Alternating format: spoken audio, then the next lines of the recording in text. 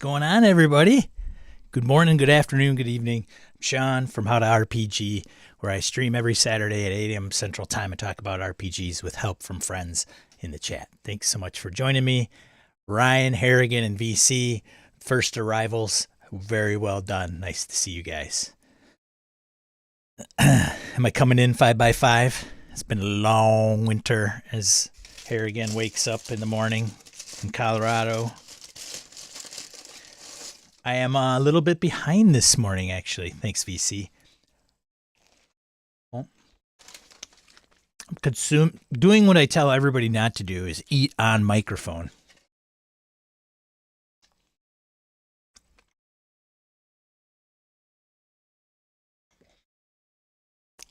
I have to get something in my gut.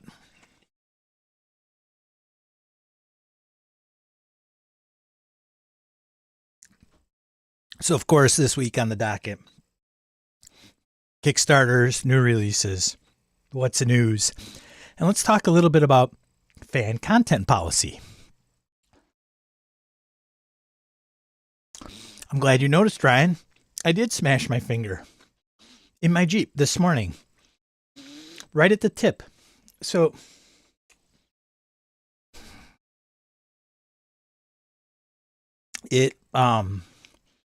it's bleeding, but my nail is turning black and blue like almost instantly. So it's a weird. And when you do that, of course, your fingertip throbs, right? You can feel, if you keep it like below your heart, you feel the blood pulsating in it like a cartoon character. It's my index finger, which is my mouse typing. I mean, yeah.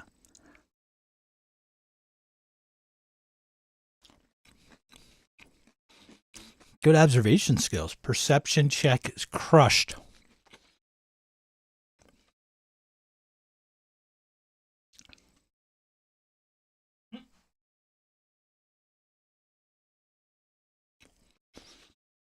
So, as people shuffle in, I am canning my Cold Shadows game. As some of you know, I game with Harrigan, Kevin, Phil McClory usually shows up, and Wayne. Clever name, Wayne. Just couldn't get into it. Me. It was too much outside my wheelhouse.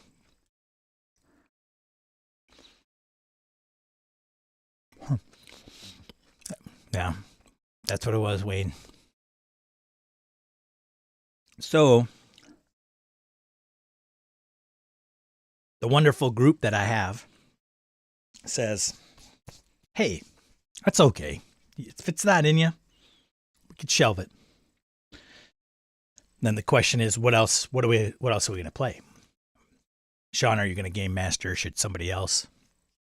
And still going to game master. And it looks like we're going to do Star Wars FFG using the Genesis system. And I appreciate it, Wayne. And we're going to do Force 5 from Alderaan, although I'm missing the 5th. So I guess it's Force 4 from Alderaan. Or maybe the 5th guy got killed before the game even kicked off. So we'll see. And the purpose of our group this year, I think, is to play many more different games. So it's not going to be Gabe.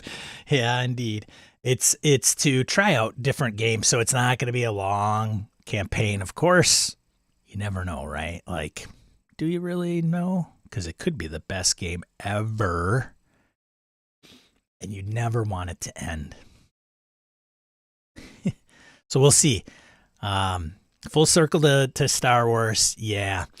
And part of the kind of one of the questions the guys posed was like, do you want to run something a little bit more lighthearted, more brevity? You know, we were playing Forbidden Lands. Not that I don't think that's bad or dark. Like, it's not Merkborg. Like, if you have Merkborg on one end and you have, I don't know, the rainbows and unicorn farts game on the other end, Pretty Pony RPG on the other end, you know, uh, would that help?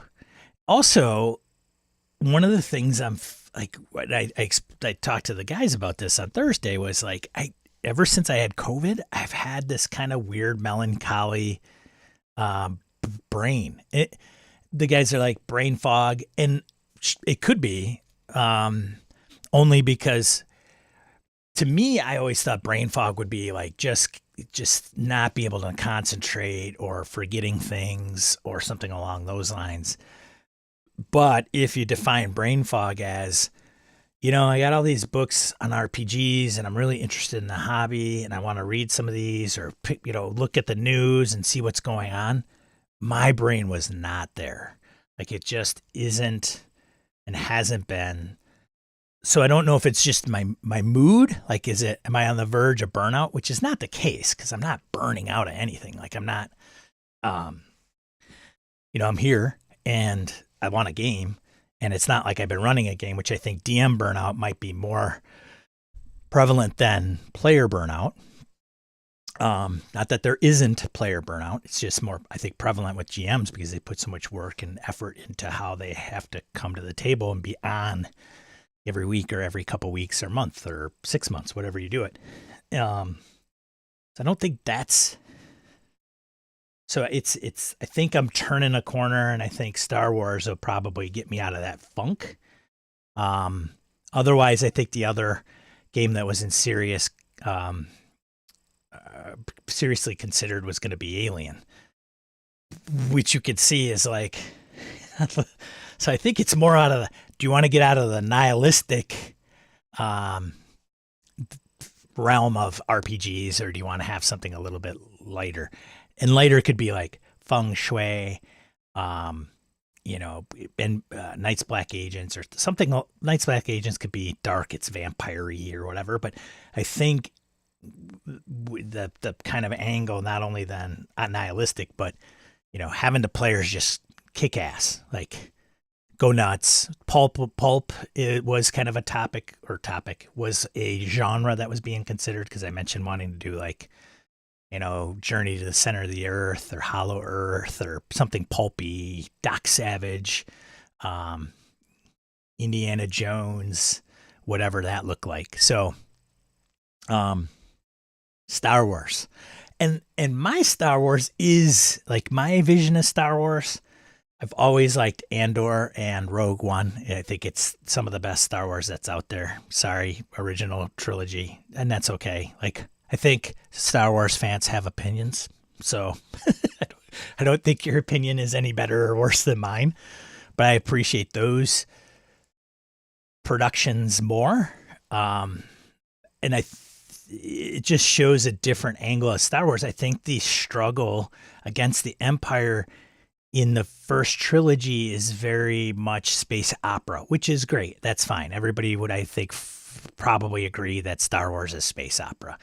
But, as things morphed, it became more drama than space opera, right? The Mandalorian's probably a little bit more drama. Even Cowboy, I don't know if it's Bebop, but it's more like Western almost, Mandalorian. But I think which is funny because when I was talking to the guys too, and I think I might have mentioned this when I was on Gaming MBS, is that when I picked up the Star Wars games, the first one I picked up was Edge of the Empire. Like Edge of the Empire, sweet, out on the Outer Rim, trying to make ends meet, futzing around with like people you owe money to and favors, and Han Solo turned up to 11, right? Got it. Like bounty hunters, morally questionable people, thieves, scoundrels, whatever. Great. And then I thought, ooh, Force and Destiny, Force users. Yeah, man. Jedi, cool. All right, pick that one up. And the one that I didn't care, the one I cared least about was Age of Rebellion. And it seems to be bubbling up a little bit only because of, I'm not interested in running the Empire Strikes Back type of campaign. Maybe the ground assault on Endor or something similar to that without the Ewoks, maybe. But it's to me, it's Andor and people being killed in the quest for overthrowing, Nazis. So I think many of you know. So it's the opening of Rogue One where Andor kills a guy, an informant. That's boom. That's it. Like that's sign me up. It's not a pretty world. There you go. So, who's good to see you? Good morning. Thank you for getting up this fine day. And I did fix that in credits for you, buddy. Harrigan says, in media ray, fifth falls from our speeder into the arms of the Empire in the opening scene. Yeah, we shall see. Chris, good to see you. It's Saturday morning. VC says, play Badge Quest. What's Badge Quest? Wander Home, maybe. I don't know. It's very, very watercolory. Wander Home. I'm only commenting on the art. I don't know much about the game. I know we touched it on, like it being released and getting some accolades for Ennies or recognition. Wayne says, I'm cool with Harrigan's suggestion, or maybe make the fifth a communally played droid. Oh boy, wouldn't that be something? William, good to morning. Guten Morgen. Ryan, I tried to talk my gaming group into me running Numenera or DCC. Instead, we're playing 5e Dragonlance, Shadow of the Dragon Queen. Interesting. Chris says, Alien, that'll get you out of a funk. Just revel in the horror of people getting melted by acid and torn apart by xenomorphs. That does have a certain appeal, for sure. Yeah. Everything about Andor is great except for Cassian Andor. I hate that character. Wow. Yeah, that's a difficult one. Salt Heart. Burnout is certainly real. Not to be confused with Burn 2D6. I'm taking a GM break right now, except for Burn 2D6. I'm enjoying other game masters, learning more about what I should and should not do. Yeah, it's the ongoing quest to hone our craft, right? Chris says Mandalorian is a space western. That's what it is, which is one of the other base inspirations for Star Wars. Salt Heart says Andor's great tone for RPGs. Who's Carl? Space Nazis? Yeah, man. I mean, come on. It's right there. I think a Bad Batch theme game could be a lot of fun too. Sure, absolutely. So, Beer Leaguer is here now. We can get the party started. Well, okay then. There we go. Okay. I kicked off saying we're going to go over news, Kickstarters, anything, and then we're going to talk about fan content policy, I think, this week. Some new developments in that space I'd be interested to get your guys' opinion and take on. So we'll get to that.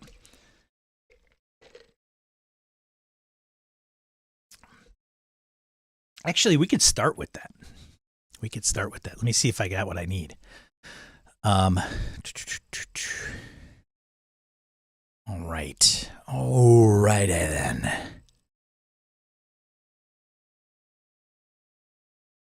Actually, we'll do a few things here. Ha, Larry, you know about it, huh? All right, we'll get to it, but I think there's a couple other things I wanna just touch on that I don't usually. That's not the browser. Where is that window? And why is it not? That is interesting. Let me fix that.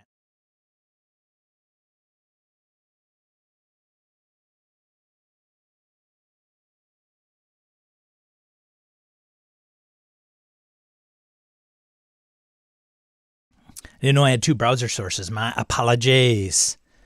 All right, so now I Come on now. I think this is my first rodeo or something. All right. So the Burning Wheel. Interesting. So for those of you that know about Burning Wheel, Burning Empires, things of that nature, I did not know Burning Con is announced. And I think it's been on hiatus for a while. I think Luke puts in here, after a 10-year hiatus, Burning Con returns in September of 23. 10 years. Holy cow.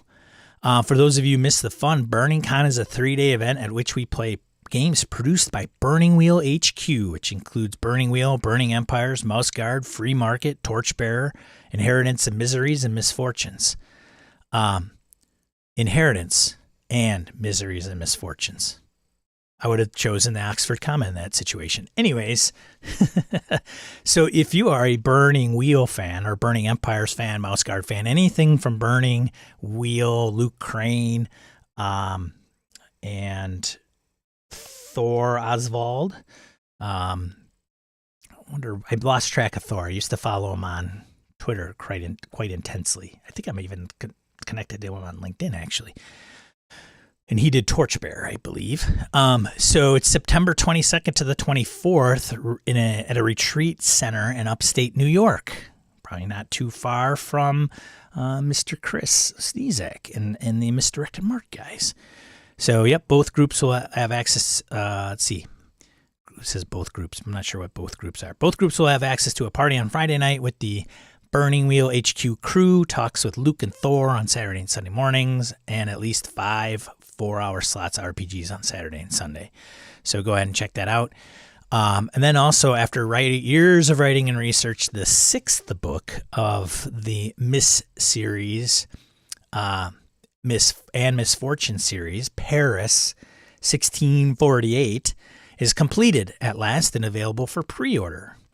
So while no one can describe the city of Paris, I gave it my best shot. 368 pages. That's not a small book. Focuses on 1 year in the history of the city, highlighting the odd rebellion brewing among the judges and their bougie brothers and sisters through new systems and life paths. So check this out. So I'll put the link to this email. There you go in the chat if you would like to check it out further. New York State is kind of huge. Oh, humble brag. Anyways, Victor, good to see you. I thought they were done with Burning Con. I've wanted to go back when they were hosting the event. Well, they're back, Victor, and now you can go. It's not done. So good to see Luke and Thor back in the game. Not that they ever necessarily left, but obviously it's the first email I've gotten from them for quite some time. I'm probably on their list from purchasing something, or I might have just signed up on their site. I used to have Burning Wheel, but I don't think I got it from the site. I think I got it in a game store, if I'm not mistaken. So, let's see. What else can we talk about before we get to the meet? Maybe this one. We'll see. What's this all about? Burn 2d6, burninate in the countryside.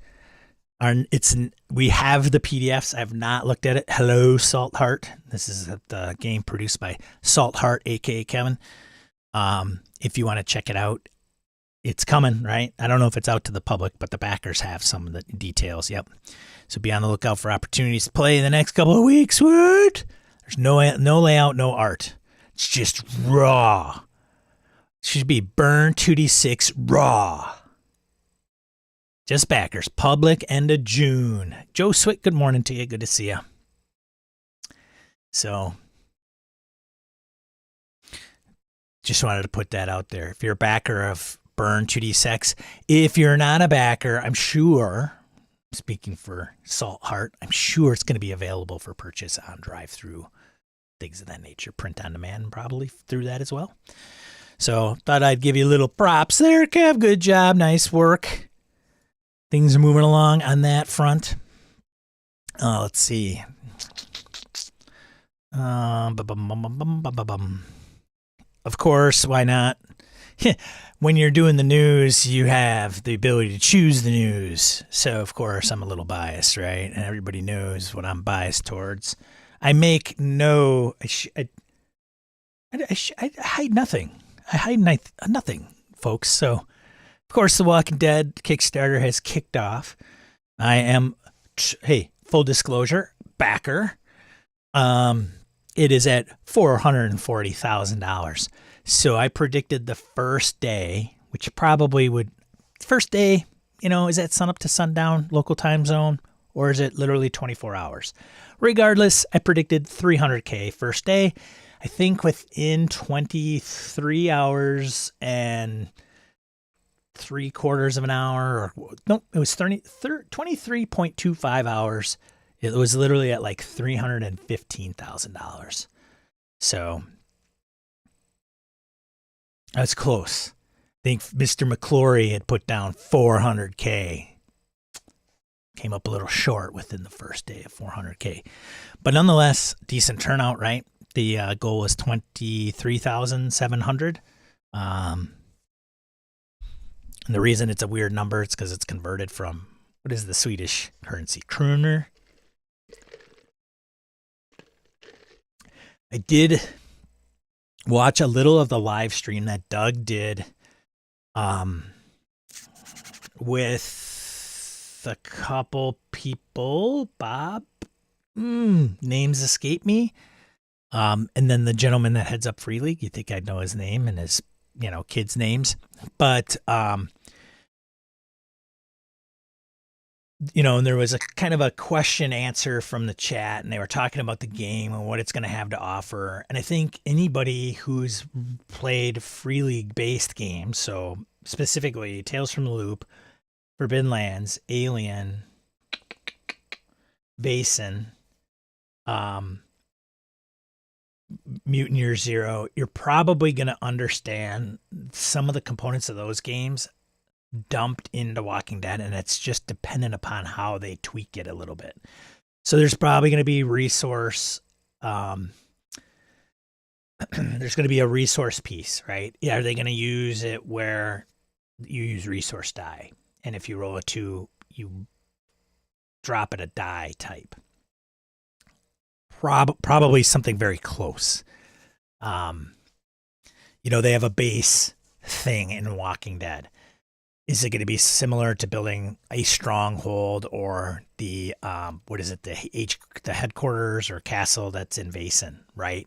So I think that's where it's going to come down to. Now, if you don't know any of those games, then it's going to be probably quite a bit different, and people are going to discover a lot of those components from the other games in The Walking Dead, and it'll be their first exposure to that, and they'll either appreciate it or they won't.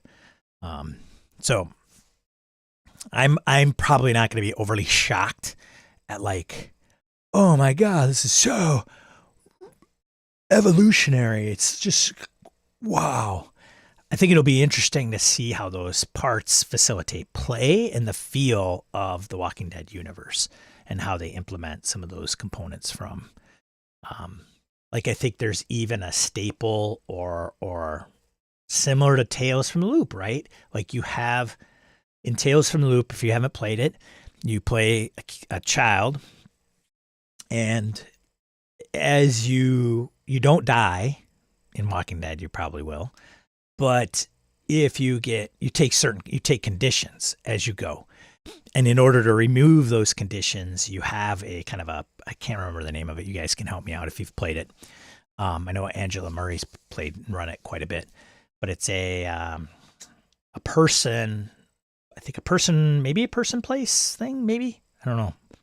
I thought it was more of a person that you can go to that removes those conditions. Like somebody you trust, maybe it's like a teacher in the school or something like that. Your best friend who isn't a player character kind of talks you off the ledge and calms you down. They also will have that in The Walking Dead as a component of somebody you can lean on and trust and things of that nature. So we'll see. Anyways, your mentor, I think it's called. Is it a mentor? Something along those lines. And I'm sure I know I'm butchering it. Good morning, Orcus. Dorcas, good to see you. So, anyways, excited about that. Ryan says, I like Free League, but I already own All Flesh Must Be Eaten. And I've had people chime in like, yeah, on Twitter, yeah, I don't know, unless it brings something special. I like All Flesh Must Be Eaten. I have this, so I just run this if I wanted to.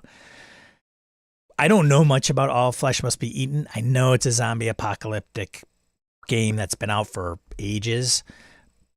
One of the things that I have an interest in The Walking Dead, and I think some of the people are like, I don't need another zombie game, which I can understand and appreciate. But I think with The Walking Dead, the zombies are they're in the world as an obstacle that are going to mess up your day. I think some of the strengths within the Walking Dead universe and the TV series and the comic books, which I have not read, disclaimer, is like the other people you walk into, the dynamics, the struggles. Like so you have an apocalyptic world. You have to find resources to eat. You have to find safe havens because these things are wandering all over the place. But a lot of it is like, I mean, the zombies you can deal with as long as you're not getting into a horde situation and pinned into some dead end. But most of the nastiness and the interesting dynamics within the universe is human on human. Like, yeah, the other humans are the problems, and zombies, yeah, not the zombies for sure. So I don't know how All Flesh Must Be Eaten handles that, right? Unless they're 28 days later zombies. Well, yeah, of course. So Jason Harris, good morning.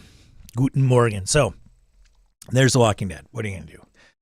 Figure I got to put that out there, right? Yes, shot, Free League, Walking Dead. Got it. All right, check. I thought this was kind of interesting.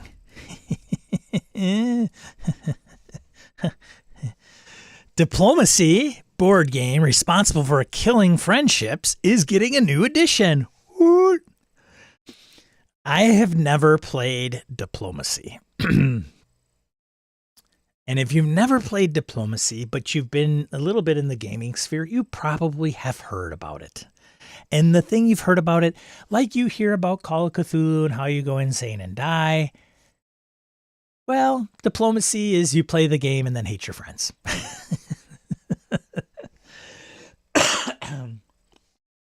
Good morning, Michael Holland. So, who in the chat has played Diplomacy? I'm interested to hear. I want to know what your experience is. And do you still hang around? I'm going to put in some of the links I'm visiting here back in the chat. And have you had that experience of wanting to choke your best friends? Larry House says, I have. Fun game. Haven't ruined any friendships yet. Well, that sounds promising, but, it sounds fairly early. Salt Heart says 33 years ago. Well, hey, guess what? New edition, right? Like, break that sucker out now. It would be like similar to me. Why do they, comicbook.com is just an atrocious website.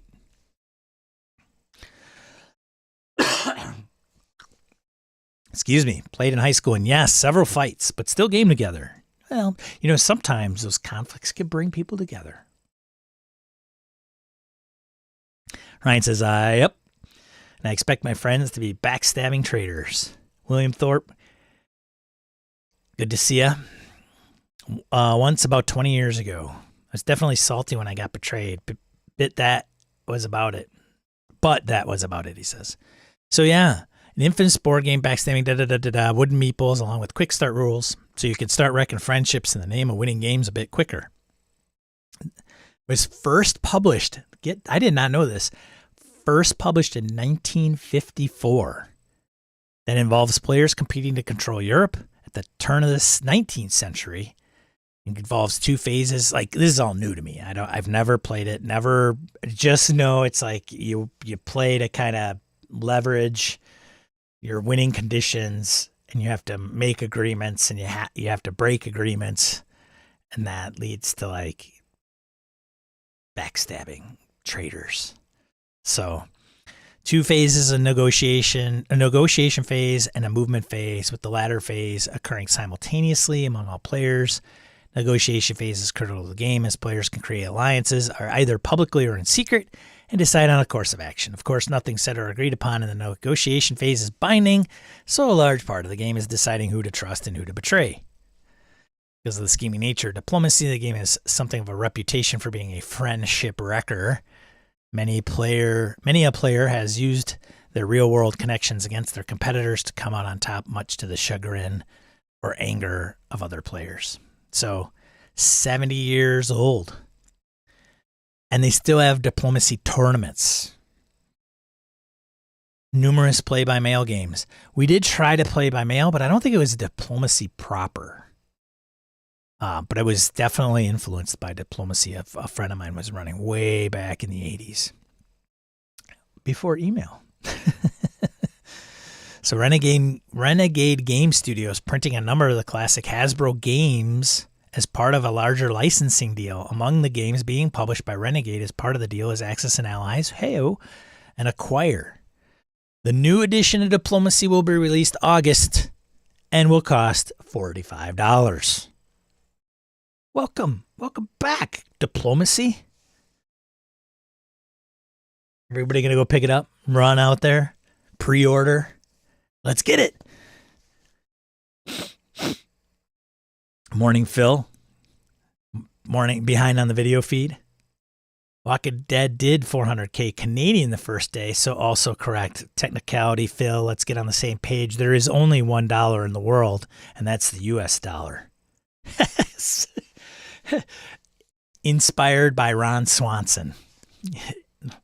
When he goes to England, he's like, here, and he tries to buy like a postcard with $1. The guy won't accept it. This is the best currency in all of the world. It's obviously you have to take this.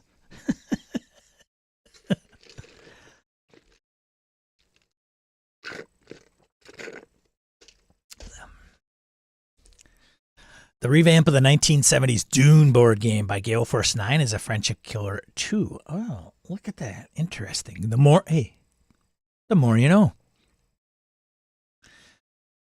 Jason played in college 25 years ago when it was only 50 years old. 45, right? Too funny. Nubis, good to see you. Good afternoon. I have Diplomacy for some reason, but never wanted to actually play it. Jason Weitzel says Acquire and certain versions of Axis and Allies sell for major bucks on eBay. They're redoing the World War I game, which is the hardest to get. We were big Axis and Allies players. We actually had 2 sets that we put together for more pieces.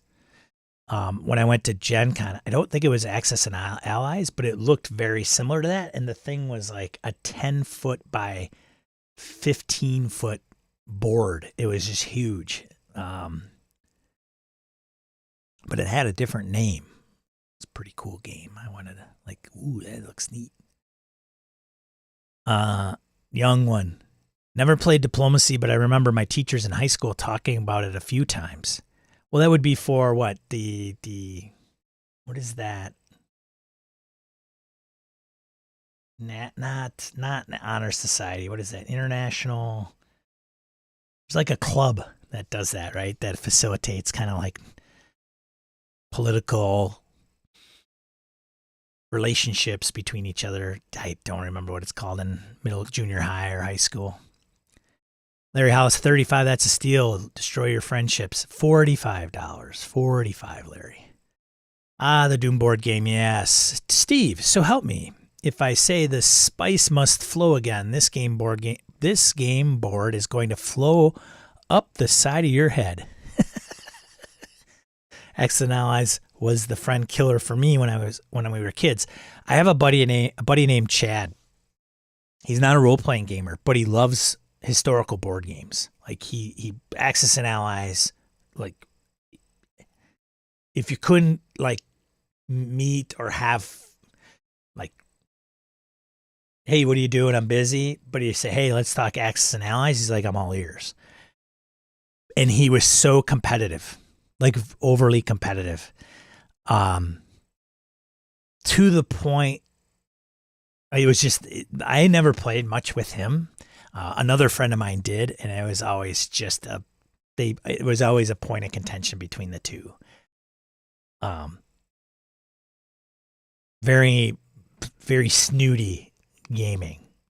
Just never appealed to me.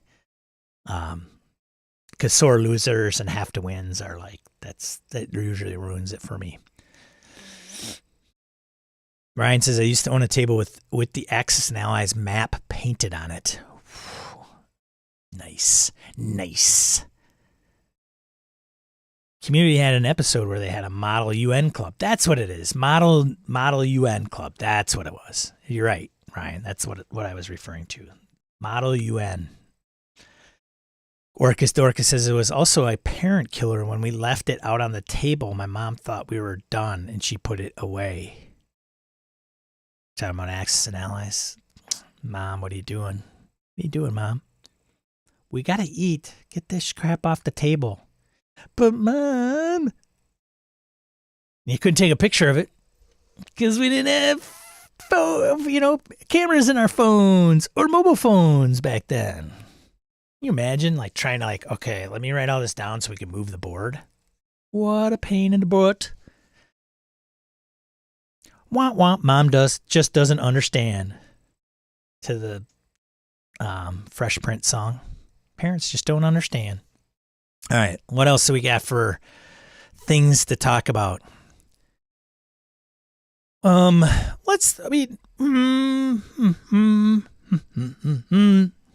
Is there something pressing that you guys were like, hey, I hope Sean talks about this? All right, well, let me know and I'll cover it. What? With a Kodak disc camera? Oh, yeah. Dude, 110s. Right?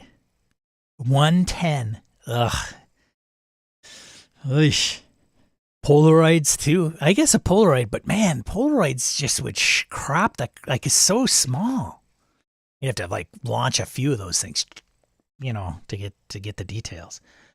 All right. So this was one thing I wanted to bring up. Regardless of what has transpired in the last 24 hours. But my buddy Christian Serrano, who I know, and we've had on the show Gaming BS, and twice, I think, right? Talked about Eberron and Savage Worlds in two different shows, if I remember correctly. He's a huge Eberron fan. He always has, and he's also a very big Savage Worlds fan. So, hey, to him, peanut butter and chocolate go together. And he had been working on this for quite some time and had put out material that you could go and grab at any time, free. Go here, this is my work, I like it, go and grab it. And at one point in time, and this was when Manifest Zone, if you're familiar with Manifest Zone, the RPG podcast that covers Eberron, that features Keith Baker and Wayne Chang, and I forgot her name because she came on after Christian left. Anyways, when Manifest Zone was kind of in the works, I'd been talking about Christian and I couldn't swing it, but I almost was part of that venture. But I wasn't. And regardless, we were talking about fan content, fan policy, and getting, because what was kind of him wanting to do was he wanted to put this out without any repercussions from Wizards of the Coast and do it more in an official manner rather than, have it on a Google Drive and then, hey, if anybody wants to, take it for what it's worth. And so this has been in the works. I think he even mentioned for 10 years. So, hey, Terry, good to see you. Hey, you can check out that link, grab it if you'd like. So recently he started the Immaterial Plane with his partner. doing certain things and gaming things. He even did backstory cards, Christian did, for the virtual tabletop foundry that you can go and buy and purchase, and worked with, I think, Ken Height might have been, no, or Ryan Macklin. Ryan Macklin, I think, was part of backstory cards. There, Christian thought it was a really good RPG tool, worked with those guys, got it into digital format, and offers it. I think you can get it on drive-through for Foundry. Regardless, the Eberron Savage Worlds component, Christian knows Clint Black and that's Savage Shane Hensley, and talked about it. He was also very diligent in contacting Wizards of the Coast to see if, hey, I want to make sure that I do this the right way, right? And it was kind of this, I think even before the fan content policy came out from Wizards of the Coast, because he wanted to write them and say, hey, what can I do to use Eberron for Savage Worlds without infringing upon anything? And I know that he has reached out to them on a couple of occasions to vet that.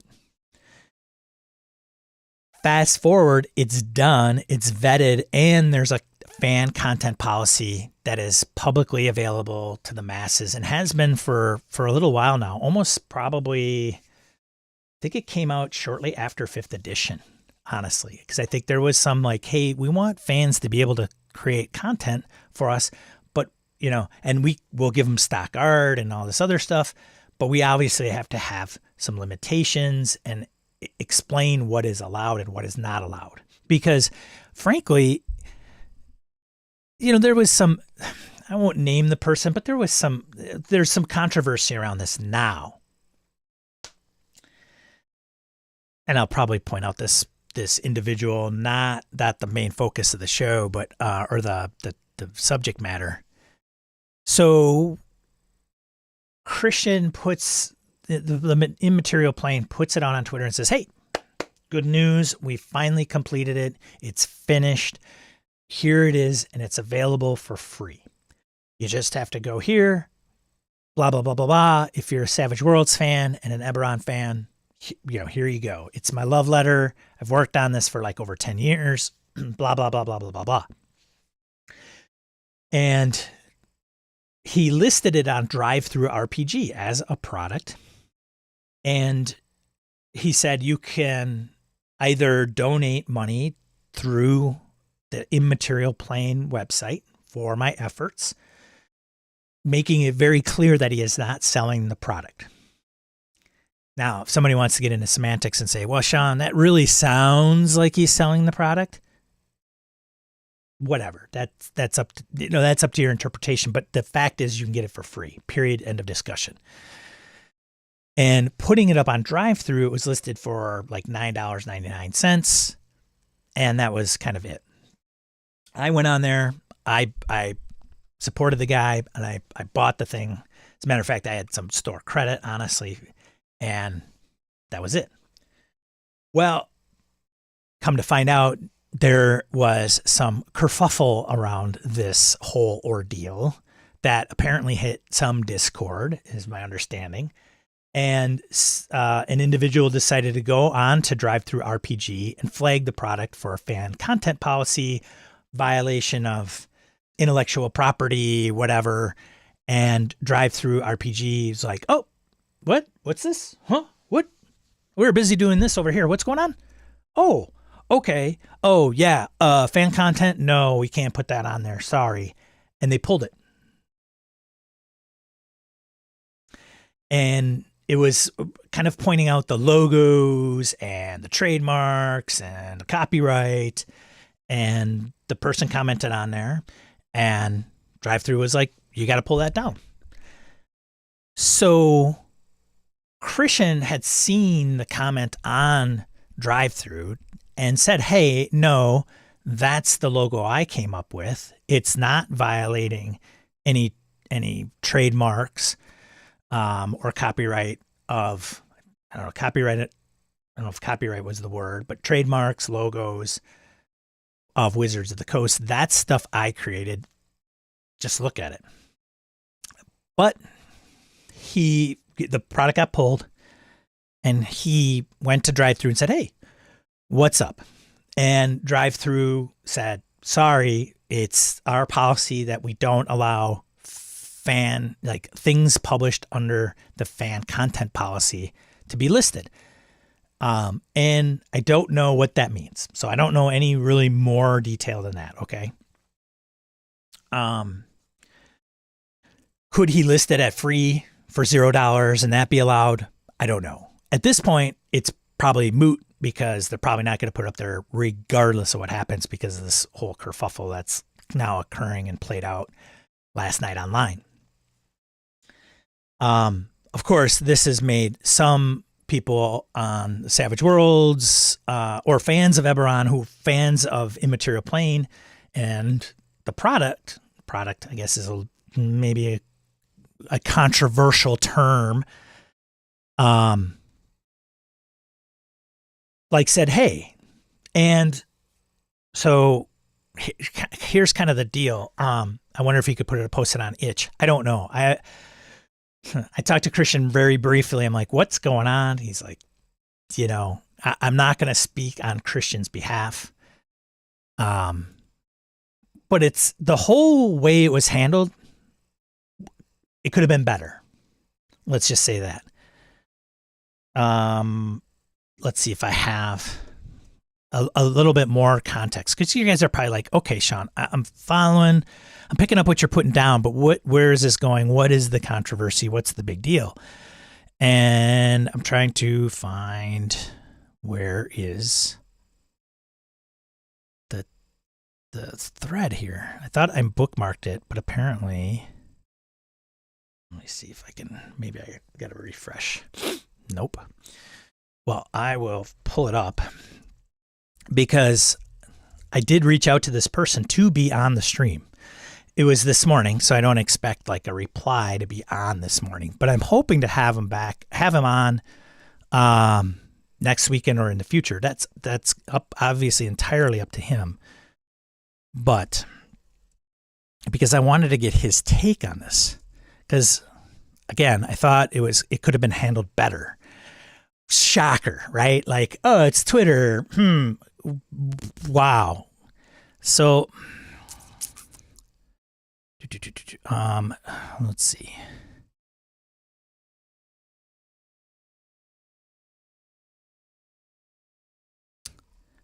I'm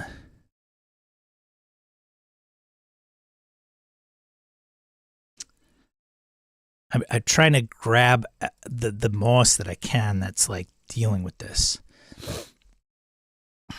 So bear with me. I didn't put this all into place the right way here.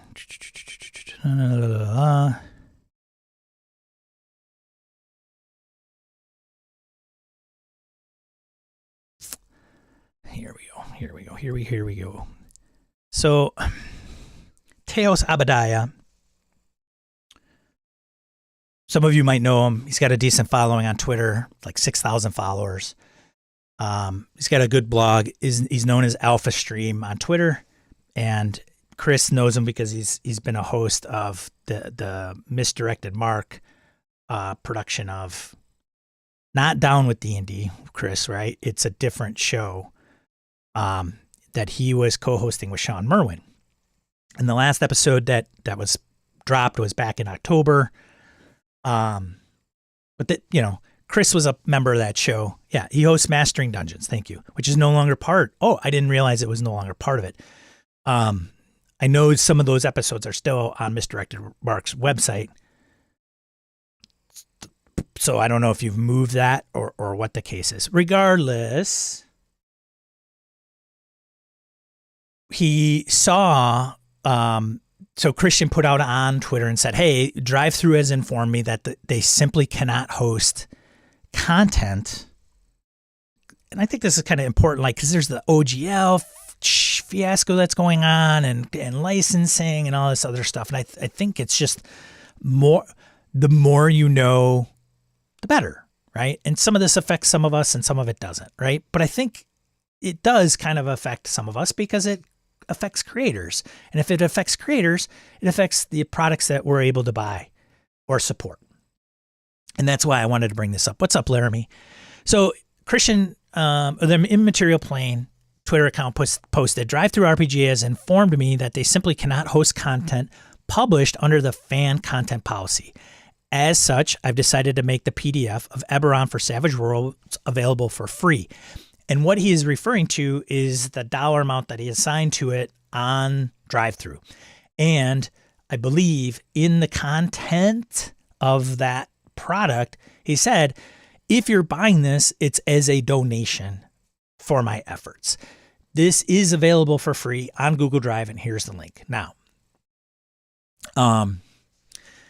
so he's like, hey, here's the deal. And this is the thread that Christian had put out. And it says, there is also a donation link available on that page if you'd like to show your appreciation for the time, energy, money, and love that has gone into this project. Okay. This person here says, do you think you'll still be able to offer a print on demand option? He goes, not through drive-through RPG, but I'm going to look into other options. Okay. So, so one thing to note, Christian looks at it and says, hey, I talked to drive-through. They won't allow me to post it with a dollar amount. I don't know if he can post it for free on there. Or if that's kind of run its course and he can't. I don't know that. He's obviously not going off the rails. He's not saying, screw drive-through, screw OBS. They're doing me dirty. They're not. He's not doing that. He's like, okay, it's their platform. They say I can't do that. Got it. I will look into other options and see what that looks like. Right? Some of us have seen like that happen, and it turns into a complete shit show. Okay. What's up, Terry? I'm glad I get to attend a Saturday show. I usually watch the following day. Just happened to get up early this morning. Well, that's good. Chris says, the only thing you lose is the POD option with drive-through and some level of marketing. Fair. So I think it's still kind of like, I don't know if he just has to pull the product completely. Like, it is not available there. So since I paid for it, I asked him, like, did you get my money for it? Even though it was kind of like a store credit. I don't know how they use store credits. Do they still reimburse the creator? I have to imagine they do to some degree. It's still in my library. So drive-through, luckily, hasn't said, well, not luckily, because I could just go and get it from the Immaterial Plane and on their website. But it's also something to be concerned with. If you buy a PDF on drive-through and they pull the product, but you've paid for it and it's in your library, does it disappear out of your library? And I could tell you firsthand that that has not been the case with this particular situation with me. Mileage may vary. So Teos tweeted this and said, always important to fully understand what fan policies do and don't allow. No official logos or approximations must be free in all ways, and many other stipulations. Sure. Yeah. Okay. Or approximations. Okay. He goes on to say, and to be clear, I'm super sorry it happened, but we see this a few times a year. I hope it won't happen again. To which a few people were like, who is we? Right? I don't understand who we is, but apparently the community, to which somebody were like, oh, the community got it. Didn't get the memo. Tongue in cheek, blah, blah, blah. Robert Aducci. I know Chris knows Robert. And some of these guys are very big, DMs Guild contributors. Teos has a huge blog. He's been blogging for years. A long list of contributions into the hobby, specifically with D&D 5th edition and Wizards of the Coast. Robert's also done quite a bit of work in the hobby as well. And DM's Guild, I wouldn't be surprised if this gets C and D. One of the stipulations is that you don't use other game systems. Okay, just something to note. The logo is not an approximation, is what Christian points out, and says it's a custom design using the progenitor logo from in my Eberron with permission. Additionally, the entirety of the content was free entirely. So the reason TTRPG gave for pulling it down was simply because they can't host content published under the FCP or the fan content policy.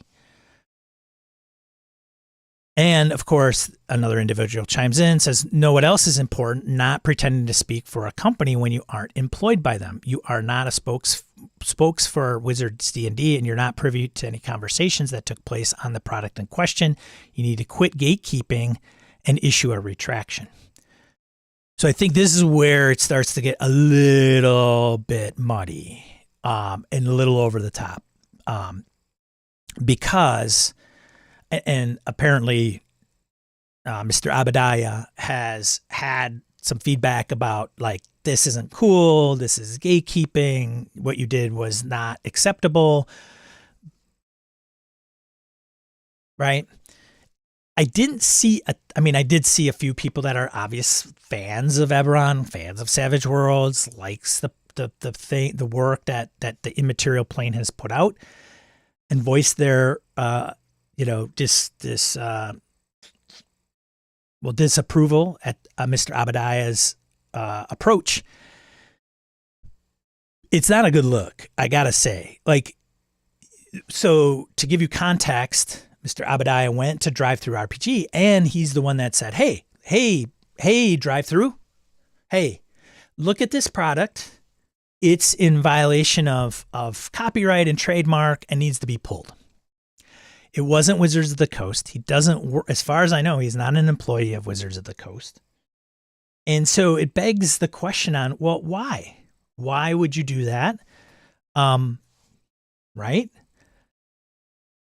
And I'm going to invite Mr. Abadiah onto the show and see to get more clarification on his approach and what's going on here.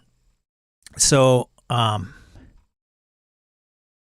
he had put this thread out there, but nobody can reply to, by the way.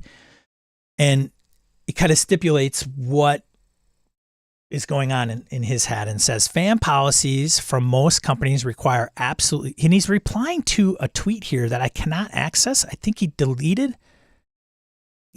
He's replying here. So there is a top tweet above this that got deleted, and I don't remember why it was deleted, and I cannot find out what it referred to, which kind of bothers me. Regardless, he has this out here and says fan policies from most companies require absolutely free stuff. Okay. Notice it says policies from most companies, not necessarily Wizards in this case, but anyways, any income has to be completely separate from the fan content. The content is that the thing is not professional. The intent that the thing is not professional and doesn't feel like a product, it should feel free. Now, to me, and in all due respect to Mr. Abadiah, like, a lot of this is interpretation, a lot of text. That's why I wanted to come on here and we can, like, hash this out and find out what's going on and where some of this is, like, why this might be, we need clarification, right? Can you help us understand this? But to me, this kind of sounded like the thing is not professional. That would, like, hey, I want to do something and I want to produce it, but it's got to look like shit so that it doesn't get, like, it doesn't outshine an official product. Okay.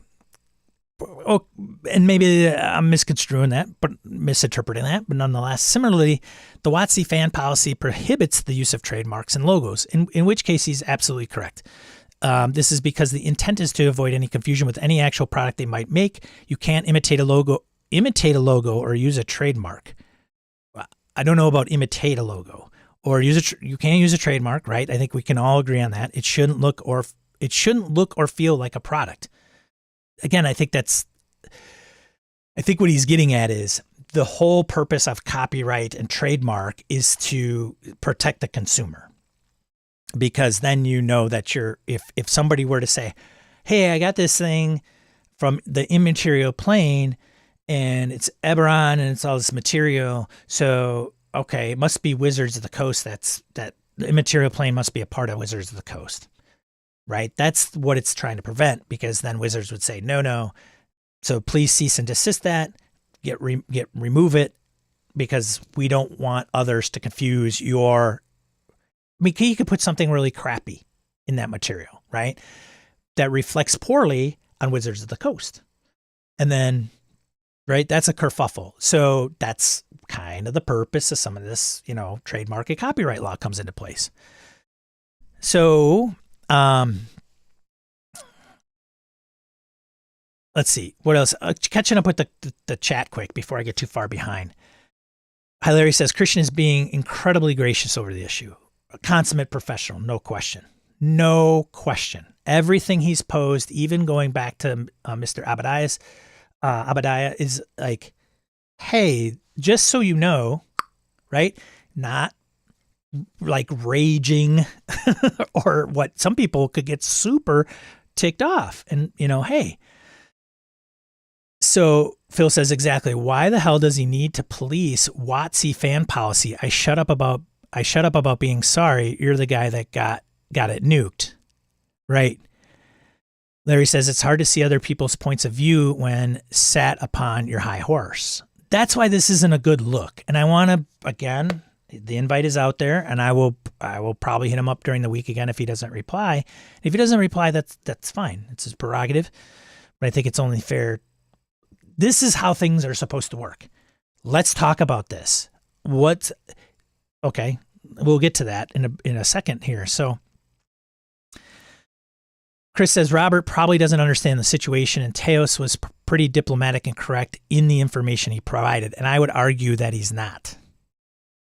He is in some of those components, Chris. But I'll ask you this. Have you read the fan content policy?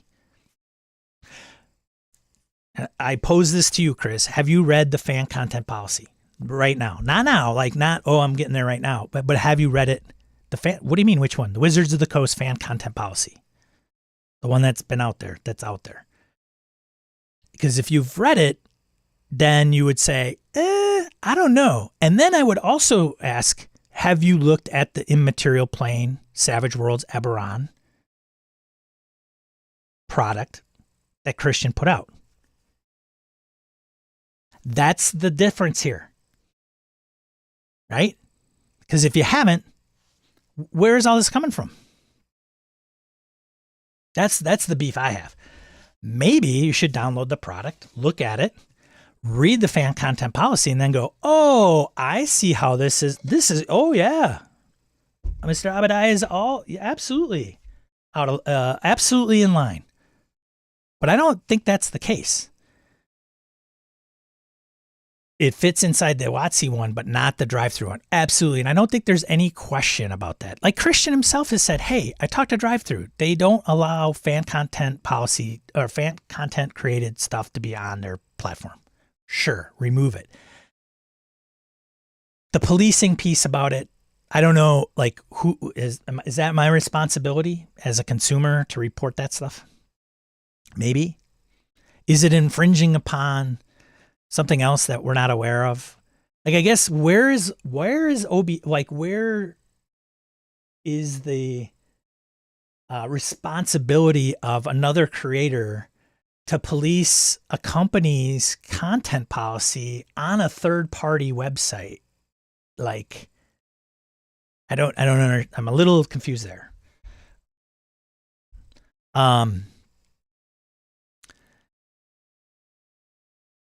Yeah, I don't think any of us are disputing, like, hey, drive-throughs, if it's drive-throughs website, that's their policy. Yeah, okay, sure, I get it. It's not like it's a. I mean, they've pulled stuff that are, pretty inflammatory stuff, which I think we can get. I think it's unfortunate. Some of us are disappointed, but I don't think any of us are up in arms about drive-through. I think it's how it went down. Like, if drive-through saw it, came to Christian, said, hey, but it's just a weird look about somebody going on there, because what happened was, my understanding is, there was a kerfuffle on a Discord, and Mr. Abadiah went to drive through and said, hey, did he roll up his sleeves and go, well, I guess I'll take care of this then? Like, I don't know. I think it's just a little, I don't know. I mean, some people have called him a gatekeeper. Like, what? Like, you can't create things. As a matter of fact, one of the things Mr. Abadiah goes on to mention here is in the thread. That's why they say, tell the community it's unofficial. That's what he says. Like, that's why, like, fan content, in order to distinguish it, you say, tell the community it's unofficial. I can guarantee you, if you open the product, it says unofficial. Like, this is not part of Wizards of the Coast. It has to be super obvious that isn't a product that's absolutely contrary to what a creator wants, and that's on purpose. It's not supposed to feel like a product or make money. That's why the DMs Guild exists, and why you can't publish that kind of product outside of the guild. I don't know about that. A Ravenloft project can exist other than as totally obviously free fan stuff. If it feels like a product, beware. Why am I saying this? Do I hate creators? No. I love the hobby and the community. I'm a huge Dark Sun fan. I've created exactly 0 Dark Sun products because it's not possible to do so except as free.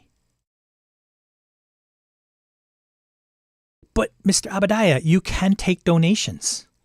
You can. You could create a Dark Sun, whatever,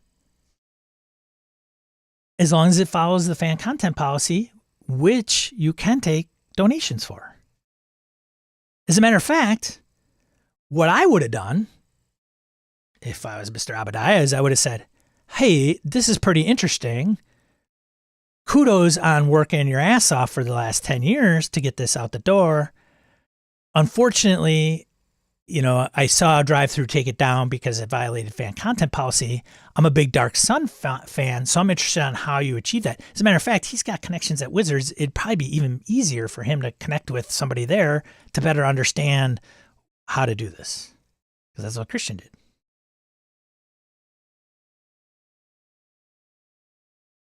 So, continue on with the chat. Orcus Dorcas, need more coffee. Chris says, and yes, Sean, I've read both of them. Okay. All right. I just want to make sure. And I went through the Eberron product because I like Christian and Keith. Chris says, which is why it shouldn't be C indeed. The Immaterial Plane team did their job, and Robert shouldn't have said anything without doing a little research. Fair. Maybe ask Christian what's going on. I know what's going on. Like, he's like, yes, drive through, got it. Like, he's not bitter about the pull down from drive through. He has gone to Mr. Abadiah and said, hey, let me correct you on this piece. Cause he's saying, like, I'm confused. Why are you telling me my logo is violating any trademark? It's a logo I produced. So I think that's just like trying to ensure somebody's well informed is all. Versus like, hey, which is very typical of Twitter, by the way. Eric, good to see you, Mr. Frankhouse. Chris says, Jesus, freaking Iron GM's just showing up in chat. Yeah. Yeah, what are you going to do? We're talking about the Eberron for Savage Worlds kerfuffle that's kind of gone online. Laramie says, basically a bit of kerfuffle with someone's content being pulled from drive-through because someone not WotC complained. Well, there's probably a little more to it than that, but yeah, that's pretty much in a nutshell. Orcus Dorcas says, his thread just simply reeks a tad bit of high and mighty nerd-splaining shilling. Like, look, here's the stuff. I mean, I want to make sure you guys are informed, and I'm not talking out of my ass, which I completely do, and podcasters do all the time, guilty. Like, I am not a publisher. I don't do this. And that's why some of these guys should be held to even a higher standard. But here's the deal. Just because you have 6,000 followers and you've created hundreds of products doesn't mean you might be off the mark. Maybe you've misdirected the mark. Oh, hey-oh. Just kidding, Chris. No affiliation with Misdirected Mark. Just felt like I wanted. Go check out Misdirected Mark, the podcast, along with the Nerd Network of shows.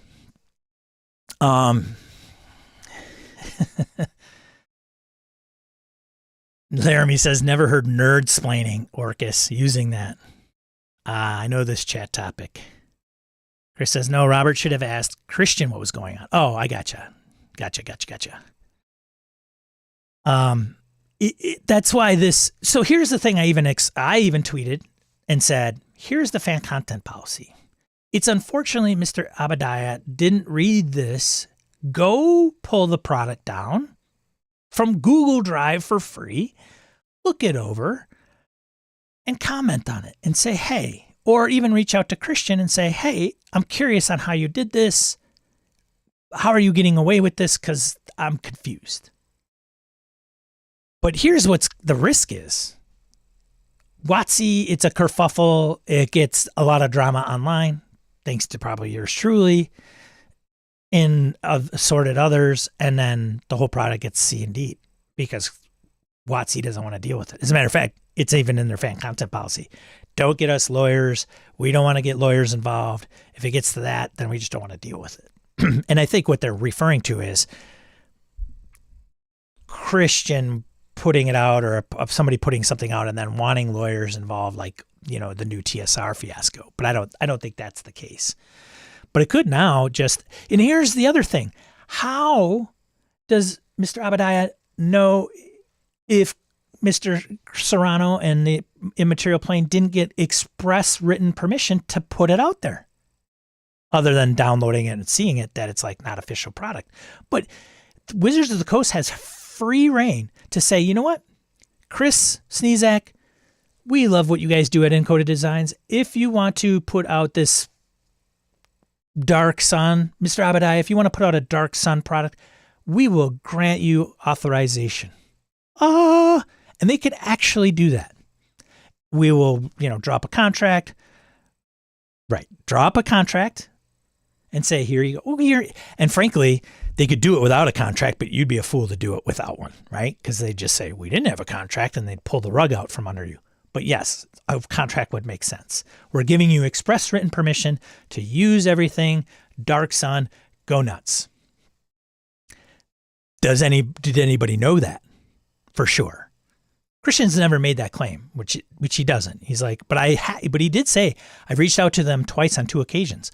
So anyways, one piece I want to know was this a product you have to buy? No, it is free. It is free. It is free. You can go and get it. The controversy comes in with listing it on drive-thru and putting a dollar amount on it as a donation, and putting in the comments like, buying this product is a donation. It is not purchasing the product. You do not need to purchase it. It is free. If you want it for free, and you don't want to donate it, then go to Google Drive and download it. That's still buying. I think that's where probably gets a little fuzzy, granted. So I'm not above saying, hey, wait a minute, that's wrong. Okay. Regardless. But I think he was trying to make it as clear as possible to facilitate a donation through drive-thru, which probably gets a little muddy. No one is denying his earned platform. He's just wrong for flagging him without reaching out first and then justifying it with these particular posts. Like Sean said, no one is right all the time. And I think that's the beef. So he continues. Every year we see folks burned by misunderstanding the fan policy. I don't know who we is. The community. I don't see it. I'm part of the community, but regardless, I would love for that not to happen. So this is the thing else that kind of bothers me about the whole approach is, hey, I don't want to see creators go through this. I think it's bad. It sucks. I love them to create and put out their products. Long term, if WotC sees continued abuse of the fan content policy, it will be changed to our hobby's detriment. Maybe. I don't know. I don't know. Is that speculation? I don't know. We want to follow it so we can use it. Of course. There's just these bits and pieces where I'm like, where is this coming from? I don't understand. So lastly, he says, be careful of any handshakes, emails, or other non-contract agreements. Agreed. Totally agree. If you have one, know that at any moment the company can change their minds. Of course. Yes. Unless it's a legal contract. I would not recommend spending money on the basis of such. Hello, OGL, right? Which is funny because he's probably published tons of it under the OGL, which Wizards almost like completely nuked. Many projects escape the radar, and yours might. But I would not recommend risking money on that assumption. I would recommend hiring a lawyer, which we know that is not. See, this is another thing. I would recommend hiring a lawyer, but in the fan content policy, it explicitly says, don't get lawyers involved.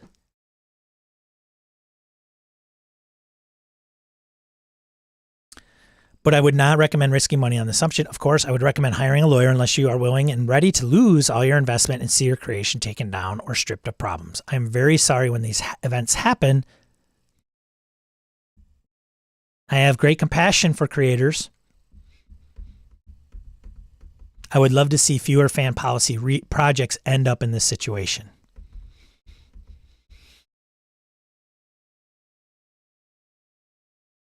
I should add that part of the reason people are mad at me is I added a comment to a drive-through product page saying the product was in violation. Why did I do that?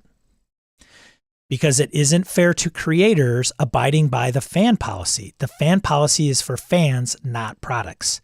Which that's where, yeah, it's...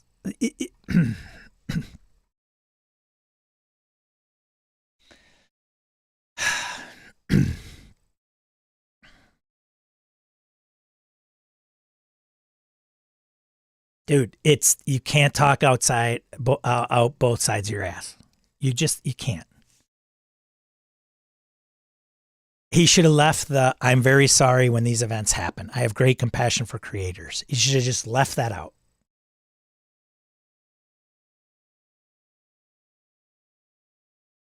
It's just so diametrically opposed to what he did. And it's not his place, honestly. Wizards wants to come down with the hammer of God and smash the immaterial plane into oblivion. That's Wizards' prerogative, not Mr. Abadiah's. It's just not. He overstepped his bounds, in my assessment of what's taken place.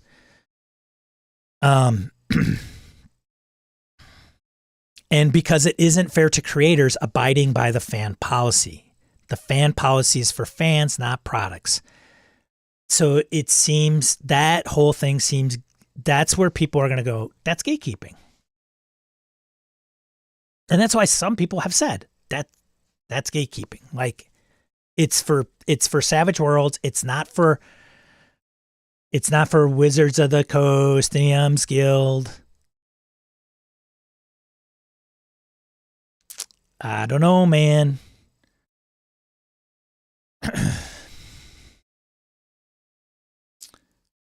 Ryan says, you don't buy Girl Scout cookies. You make a donation and they give you some cookies as a thank you. Which you could probably write off.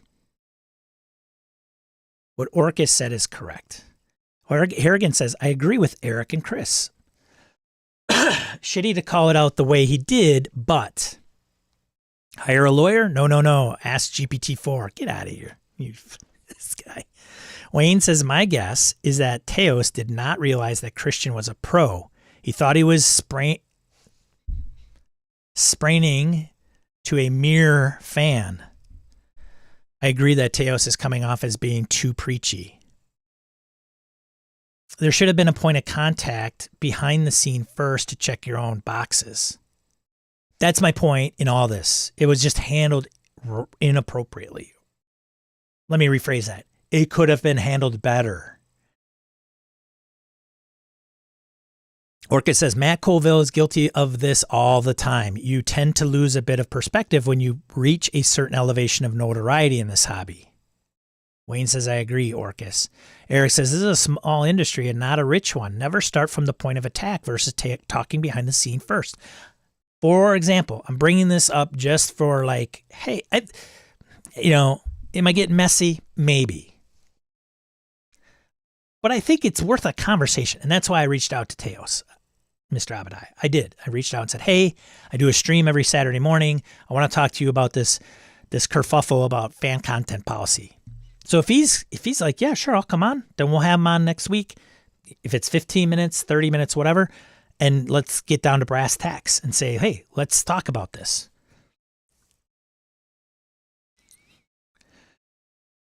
Because that's the way you do things. So I salute our new AI overlords. Chris says, well, I'm glad he's not part of Misdirected Mark Productions because I don't have to deal with it. Otherwise, I would have. Yeah, that's why networks should have some agreements and those terms in place because of the kerfuffles that arise. How do you handle them when they do? Eric says, not all people know how to write in the right voice. It happens. It's frickin' Twitter. I get it. But, like, this isn't one tweet, man. It's like, here's a thread. Let me tell you what is going on. I don't know, man. It just seems like, I don't know.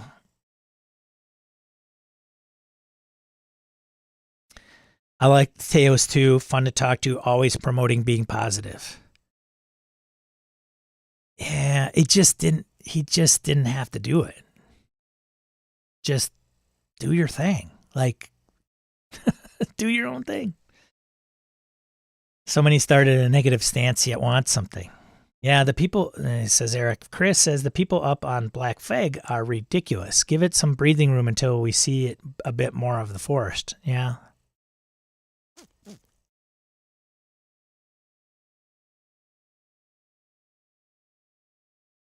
Chris says that's just, I don't even know what to say. People are ridiculous.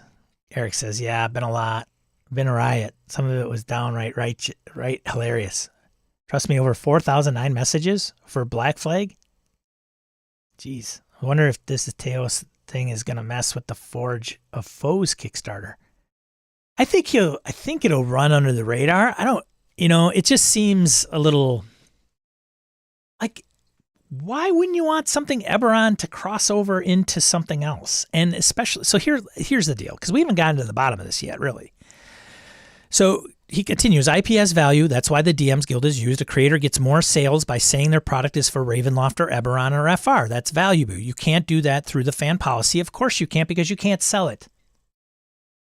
Otherwise, we all would. Yeah, I understand that. We get that. It just seemed like, dude, yes, we get it, but what is going on here? Because here's the deal. I'm going to pull up the fan content policy. We're going to freaking nail this sucker down here. When a creator violates or pushes the boundaries of the fan policy, it risks its use for all of us. I don't know about that. Because here's the deal. The benefits of the fan content policy outweigh for not having it. Like if you had Wizards of the Coast doing what they did with OGL 1.1 with everything anybody else created, and they said, geez, I want to stream D&D, but I'm afraid to because I'll get sued by Wizards. Dude, it's that's why they have the fan content policy. I don't think, I could be wrong because I don't know, I'm not part of the we that sees this happening all the time. Is this such an epidemic? And it's a huge risk for that creator, and usually results in the product being taken down. If like it's just like, hey, Immaterial Plane, I'm looking out for you. I'm just looking out for you. If you go down that path, have a lawyer, have a contract. So let's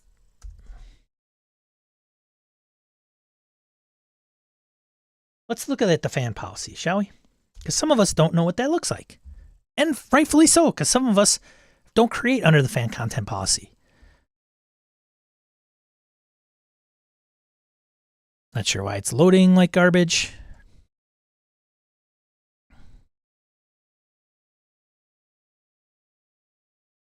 So this was updated November of 2015. Why is this? It still won't get rid of this stupid border thing. That's weird. Anyways, Wizards of the Coast fan content policy, November 15th, 2017. Can they change this tomorrow? Of course they can. Okay, it's governed by the same rules you learned on the playground. Share freely, keep it clean, and don't hurt others. Seems pretty straightforward. So let's start out with number one.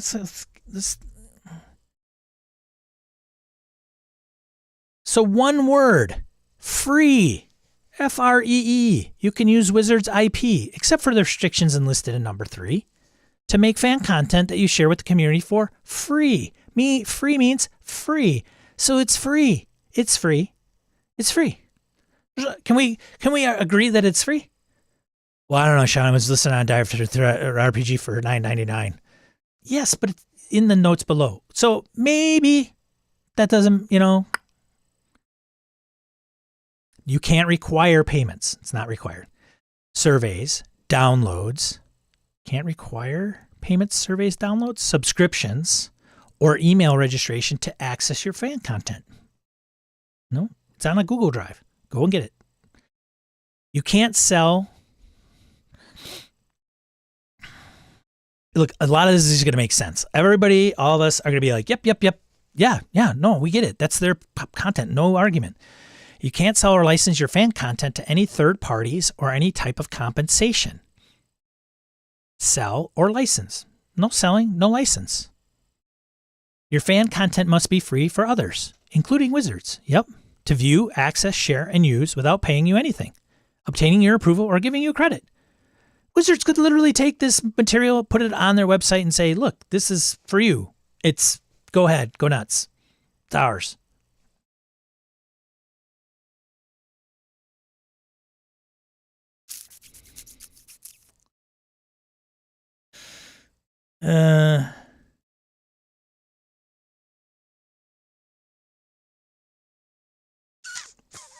There's more? Why is it such a big conversation?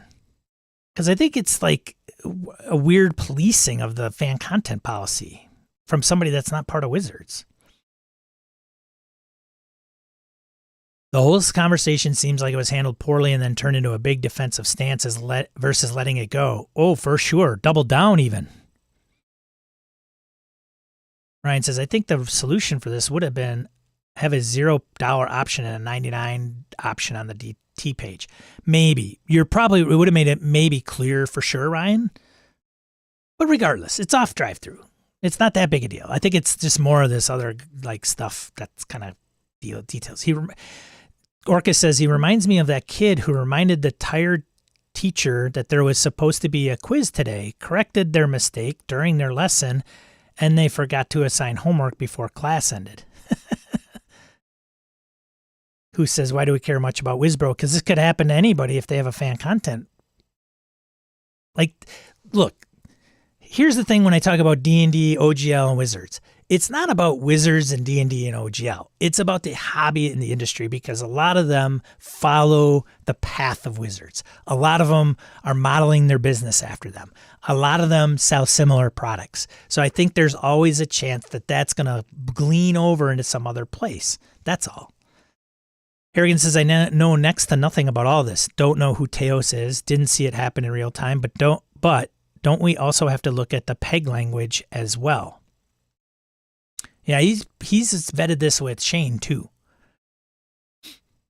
There is a license that Shane does. There's 2, and Christian got it under a particular license with Savage Worlds, which involved using their logos or whatever.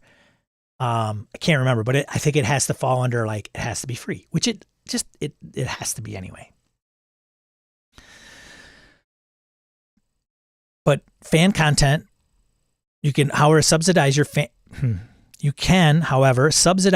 content by taking advantage of sponsorships, ad revenue, and donations. so long as it doesn't interfere with the community's access to your fan content.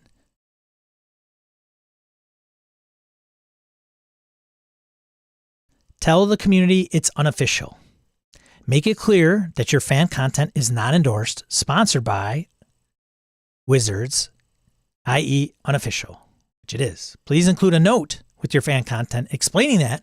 Title of your fan content is unofficial fan content permitted under the fan content policy, not approved or endorsed by Wizards. Portions of the materials used are property of Wizards of the Coast, copyright Wizards of the Coast, LLC. If you download the product, that's in there. Very easy. Don't hurt others. Because I think there's like the drive-through thing, which I don't think anybody's like, I think it was like neener. You know, hey, how come he gets to put that up there? This is violating the fan content. It's not. Now, whether drive-through wants to host it is like for any reason is up to them. But I think some of the things that Mr. Abadiah had pointed out may not necessarily be true based on this. Don't hurt Wizards. We ask that you refrain from doing any of the following. Don't use Wizard logos or trademarks. We've included a list of our most frequently asked, but just because it's not on the list, it does not mean that it's not included. It actually says that down below. He didn't use their logos or trademarks. Don't mess with the legal notices in our stuff. If the Wizards IP you are incorporating into your fan content already has copyright notices, logos, trademarks, or other notices existing within it, don't remove them. Don't use Wizards IP in other games. So here's the other one. And I actually called out Christian on this. I'm like, hey, man, just kind of curious about this. Because people are like, oh, it's in Savage Worlds. It's in a game, right? This includes your own or other people's games or game components, rule books, tokens, figures, regardless of whether it is distributed for free. Christian wrote Wizards specifically on this point and said, hey, can I get clarification on this? And they said, no, it is not a rule book.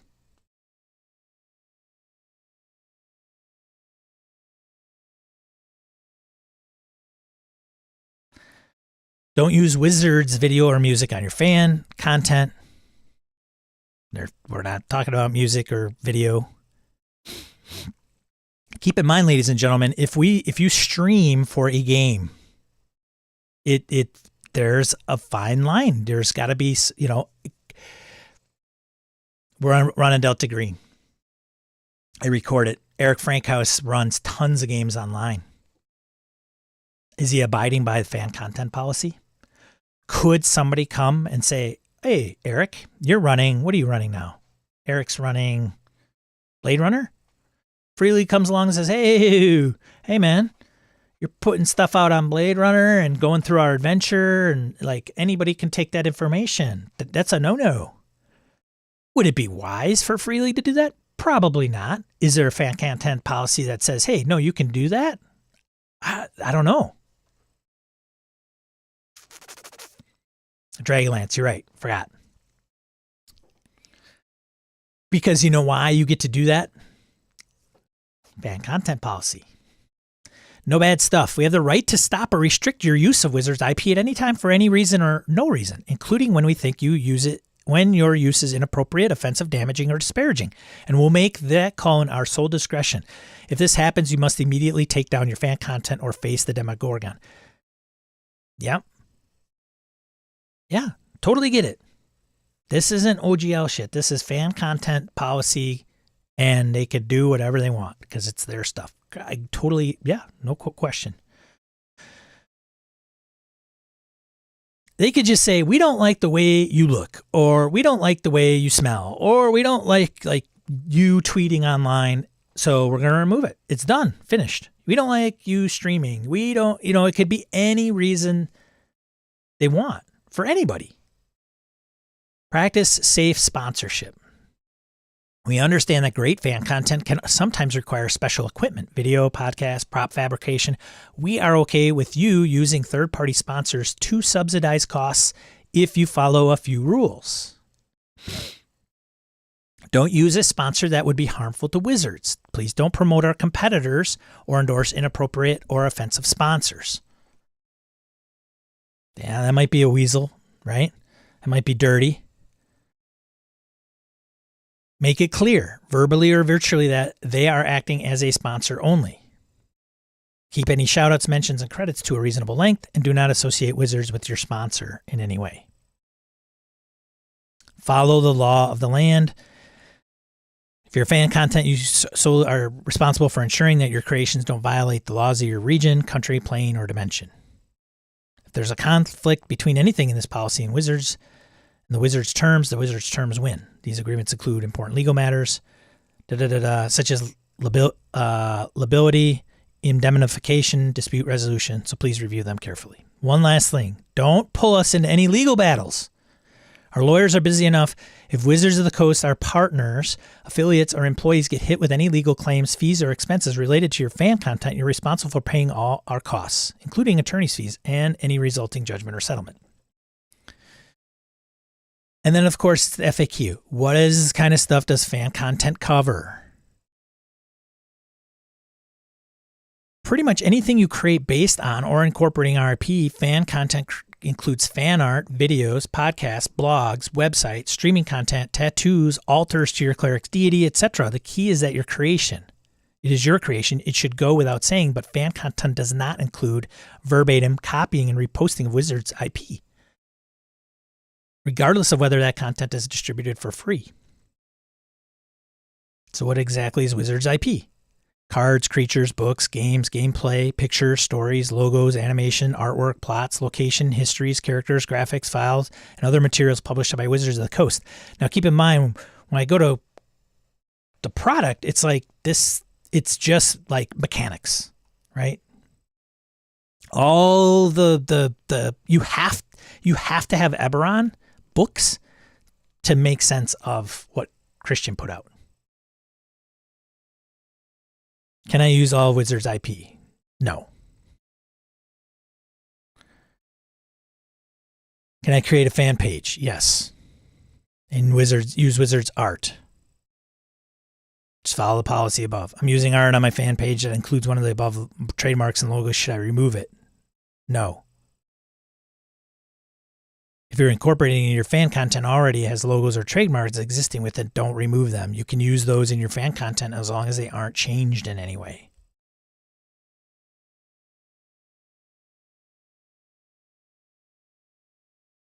My fan content is free to access, but may I take donations or derive ad revenue?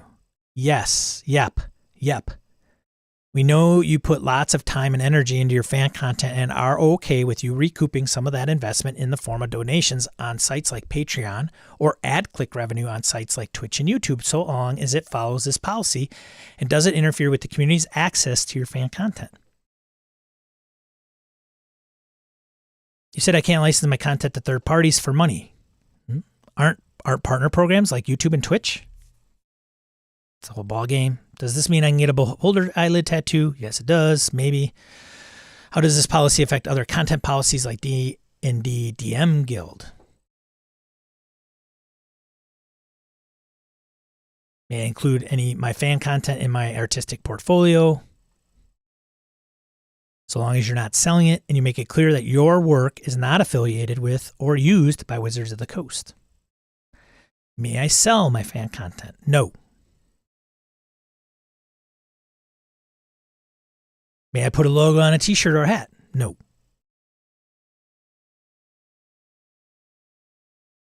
Does this mean that Wizards of the Coast can use and display my fan content? Yes.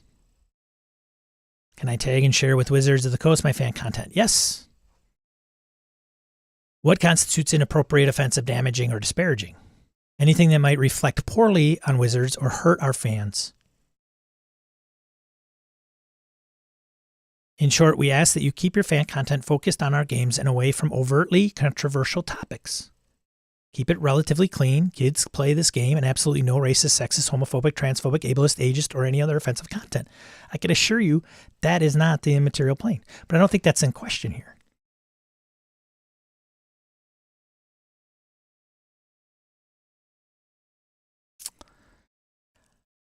How can I contact Wizards of the Coast about my fan content? If your fan content isn't covered by this policy, you'll need our prior written approval. If you have any questions or the fan content,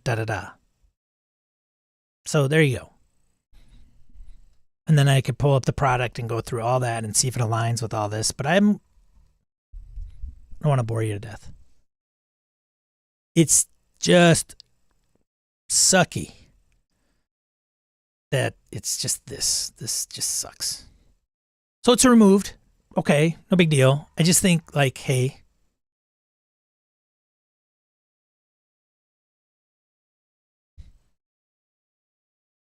all this would not, I wouldn't even talk about this if it was just pulled down off of drive-through, because drive-through said, hey, it's fan content policy. We don't allow it to be posted. No news. There's nothing there. Why'd they do that? Well, that's their policy. Christian's like, okay, that's kind of the deal. And if you want to get it, you can get it from our website. And if you want to donate, go ahead.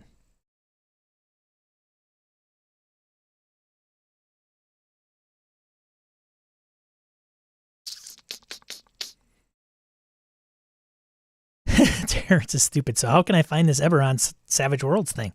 Well, you can go to the immaterial plane. I'll put another link. I put a link up above.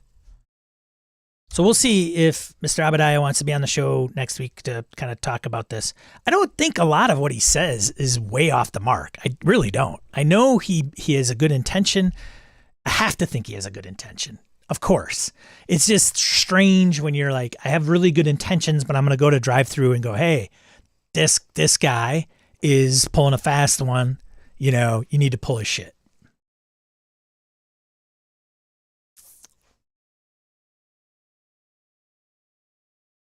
Chris says, I didn't want to say it before, but using Savage Worlds for Eberron is a direct violation of the fan content policy for that product. But I assume Christian asked permission, plus Keith Baker was involved. Yes. And the whole thing when, like, I asked him about the rulebook piece, right? Because I'm like, hey, dude, this says rulebook. And he's like, it's not a rulebook. I asked Wizards specifically about that bullet point. So I can only assume that it's good. He's not he's not a smarmy dude. He's not out to make money at all. Everybody can get it for free. He says that, and I would do it anyways. Not even running the adventure as is. Rename that a bit. Doomlance. Orcus Dorcus Doomlance. I'd play that. Michael Holland, Doomlance sounds fun. Jason Weitzel, don't know why they needed the don't pull us into your legal battles. I think that is I think it's new TSR thing. Like, new TSR is trying to say, hey, we're going to create, Star Frontiers. It's been abandoned and we're going to create it. And they're not going to create it under the fan content policy, but they could probably point to it and say, hey, this thing applies to ours. And then, oh, by the way, we're going to sue you because we want to create Star Frontiers. I don't know. New TSR's like, I don't know what the hell they're doing now. Tim says, so, hey, Tim, morning, buddy. So if I critique Spelljammer for being a steaming pile of doo-doo, does that constitute harming Wizards? It is, but you're not publishing it under fan content.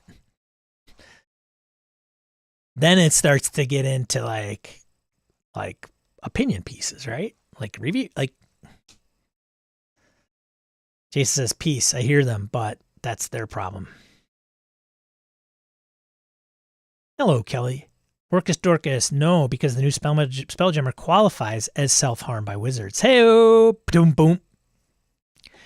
Orcus Dorcas, check out Titterpig's RPG podcast. Where Scott will be. Chris says, well, Tim, Jensen, I've said Spelljammer is trash on several podcasts and haven't gotten dinged. Well, Eric says there is no ship combat in Space Game. Like, how? Spelljammer was an absolute fail.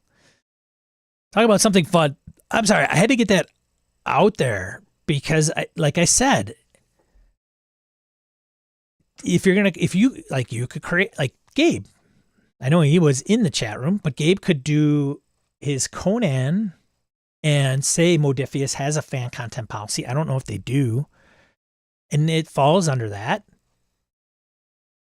And maybe he does that for another, like, what are the stipulations in that?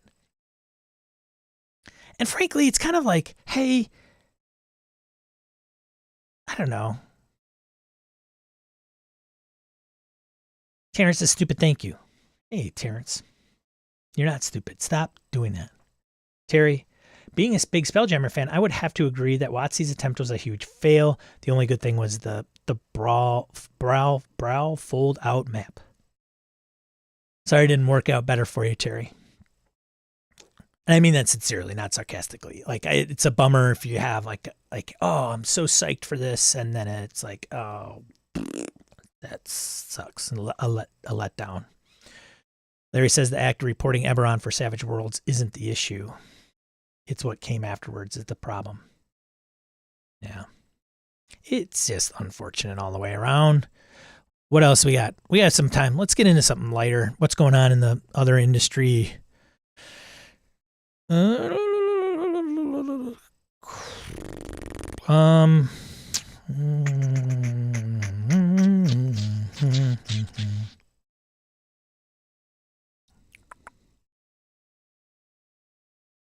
Like, I would say, hey, this is great. More people should do this. If Wizard says, wah, wah, squash, okay. People shouldn't do it. Like, I just... All right, back on.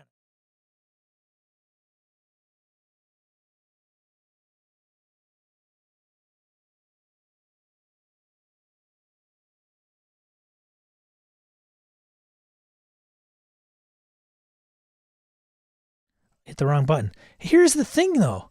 Like, I didn't probably have any audio.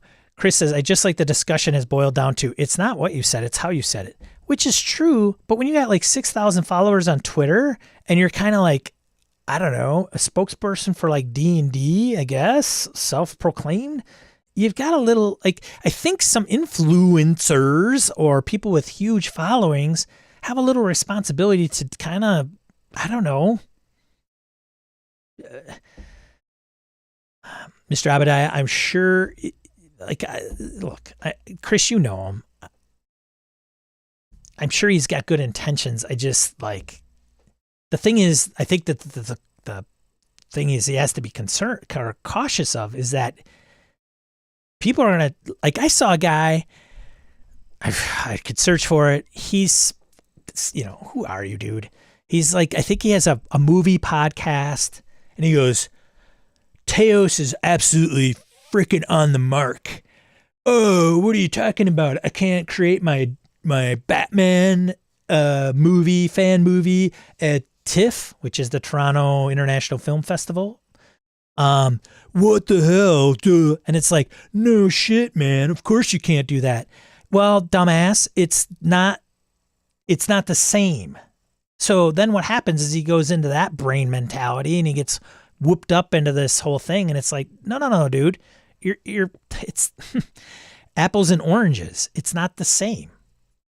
And so then, you know, people get thrown up into a tizzy, and then the masses are like, there you go. I don't know. That's what I'm saying.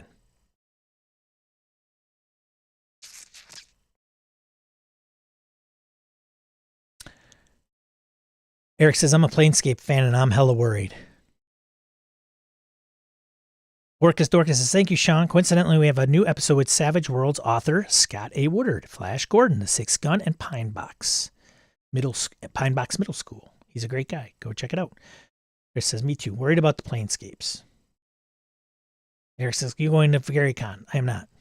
Chris says, I'm sorry. I'm sorry, chat. I have failed you. All right. So here's Ian World.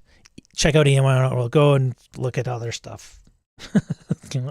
support Ian World for putting out this stuff. News. This is, well, we're in print news. I'm on a news digest. What do we got? A news digest here. Subversion, Fantasy Punk, some of the higher version of stuff here. Premiere of D&D is coming, and it happened at South by Southwest, where I work in Austin.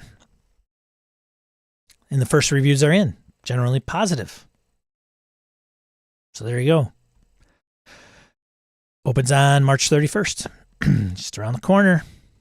And if you have Prime membership, you can check out special screening starting Sunday, the 19th. Chris has got some early screening tickets. There you go. Speaking of winter floodgates have opened, and there's so much tie-in merchandise. We won't get into all that detail. RPG Superstar 2023, presented by Roll for Combat, Elemental Storm. So if you guys aren't familiar with the RPG Superstar, Paizo used to do it. I think they're still involved, right? Originally run by Paizo themselves from 2007 to 2015, and then it was taken over by the Roll for Combat team in 2020. The new competition is titled Elemental Storm. So I think you had to do like a few things to get through this thing. Like you had to do this, you had to create that, and right? Or is it just one thing, one theme, and then you create around it, and then they judge it? I'll read this.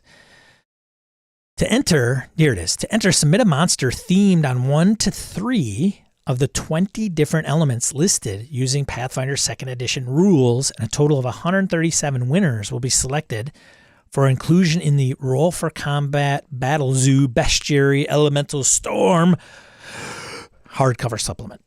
All selected entries win a cash prize ranging from 25 to 250 bones, plus a digital creator copy and a full color illustration of the monster. Some folks have gotten their start in the hobby, or this is kind of giving them a boost because they've won RPG Superstar. Some of the people at Paizo, you know him, Eric. And then there's public voting for the winners from May 29th to July 16th. SNEG announced release of 8 classic D&D video games released by Strategic Simulations as a Silver Box Classics collection. 4 Dragonlance games released as part of the original line. Shadow Sorcerer, Heroes of the Lance, Dragons of Flame, War of the Lance will be packaged together, while the other titles, Fantasy Empires, Deathkeep, Dragon Strike, Spelljammer, Pirates of Realm Space, will be released individually. There you go, video games. Old ones. Solasta, Palace of Ice, another video game. Untap, Upkeep, Unionize. TCG Union, an organization of workers for the online trading card game reseller, TCG Player, won their struggle to have their union recognized. Interesting. I did not know. The union announced via social media that the election voted in favor of the union, 136 to 87, meaning that the eBay-owned company, didn't even know these guys, must now negotiate for a working contract with the union. Well, there you go. Huh. TRPG bundle for trans rights in Florida. This thing is a freaking beast. I think I just got to be like, where do you want me to donate money? Because I don't need all these games. We'll be going into more detail on both of these and more on the weekend's RPGs freebies. The first is TTRPGs for trans rights in Florida bundle on itch, featuring 500 tabletop RPG titles for just $5. It's crazy. Like if you want a lot of RPGs, support a cause, the mega bundle has already raised over $100,000. I think it's even higher than that now. Yeah, there's a lot. The other bundle is, there's another bundle, which I posted on the Discord. I put it under like general gaming instead of promotions, because I'm like, it's not promoting the bundle. Because Owen Casey Stevens was diagnosed with cancer. He's going to have some hospital bills. And so there's a Pathfinder 2nd Edition from Rogue Genius Games, which I think is where Owen had worked or is working. And the proceeds will help his bills and expenses. So we wish Owen Casey Stevens, if you don't know him, he's been in the hobby for a long time, like a long time. So we hope to have him a speedy recovery and fuck cancer. So that's kind of news. Print news. Print news.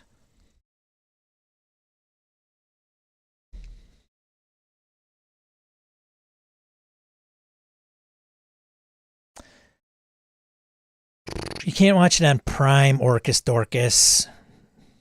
You have to go to a movie theater.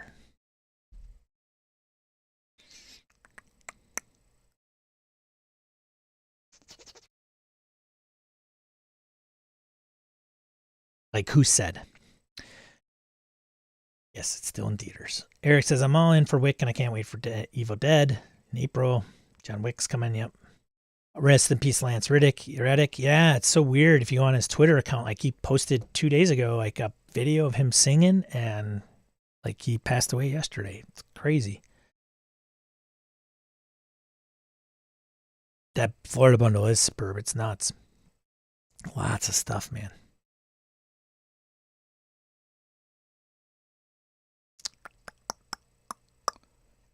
Don't nerd explain me, Sean. So here's the deal, Orcus Dorcas. Like this, like pre-screening, it's like sponsored by Amazon, but you have to go and buy the tickets there, but go in the theater. All right, print news, jokers. Fungus God from Outer Space OSR. Fungus God from Outer Space CC, or Castles and Crusades. Fungus God from Outer Space 5e. Heresy of Rot OSR. Heresy of Rot. Castles and Crusades, and Heresy of Rot 5e, in case you wanted to know. So buy these. These are put out by the Frog God Games, better known as FGG. Adventure of 4 to 6 PCs of at least 6th to 9th. That's the Fungus God from Outer Space. Heresy of Rot is an adventure of 4 to 5 PCs, 6th to 8th level. Shadowy cult preys on folk of the unsuspecting town of Fetterwald. Monsters and Magic of Lankmar in the Prism of Redemption by Goodman Games. This is for 5th edition. Nightfell. Because I think we went over this when it was a Kickstarter, if I'm not mistaken. So now it must be out. So Nightfell Adventure Books for 5th edition. Horror fantasy setting. Baby Bestiary 2023 calendar. 5th edition. It's an RPG calendar. 12 months of baby beasts. Monthly GM ideas and a number of RPG holidays. For once, the PCs won't kill the monsters, but rather enjoy their cuteness. Oh.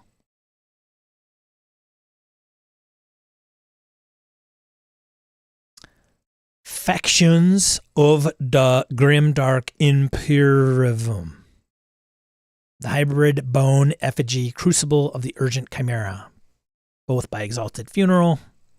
Both for OSE or Troika Numinous Edition. Factions of the Grimdark Imperium is a bestiary and faction sourcebook of satire inspired by a certain war game the reader may or may not know. Hello. Hybrid Bone Effigy Crucible of the Urgent Chimera. Chimera is an adventure of for a bunch of 2nd level PCs, some 3rd level PCs, and a few 4th level PCs. Although they might not all come home. Going into an old volcano, Narthix Range. Chimera has made their lair, and they command the surrounding territory. Castle Keeper's Guide, Castles and Crusades 4th printing. Gotta like these covers. Look at that cover. Homage to the original DMG, AD&D DMG. 50 Bones. Scion. Don't know much about that game. Mass of Mythos, Scion Dragon by Onyx Path. Dragon. It's my new pronunciation of dragon. Nope, Patreon removed. Great. That's it for print news. What else we got? Crowdfunding.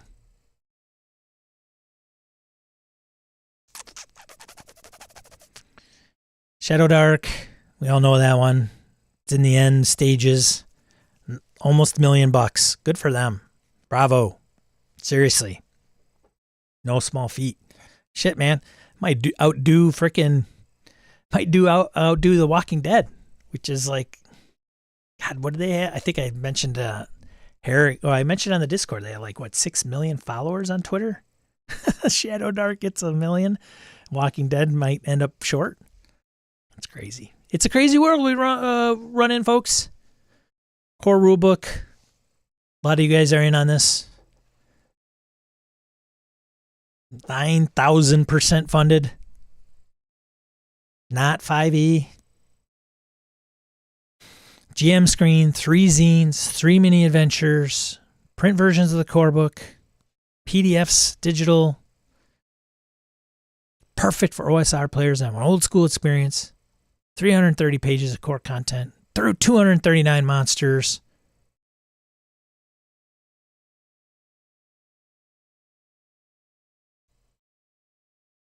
Little Game Masters from Randall Hampton.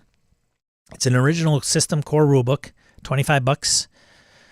Fantasy RPG design for ages 5 to 9.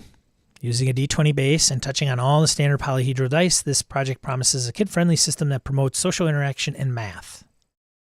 There are 3 stats, and the character sheets are well designed, picturing the die you roll, plus the modifier to make actions easier to explain. If you're looking for a fan experience for children in your life, this may be worthwhile.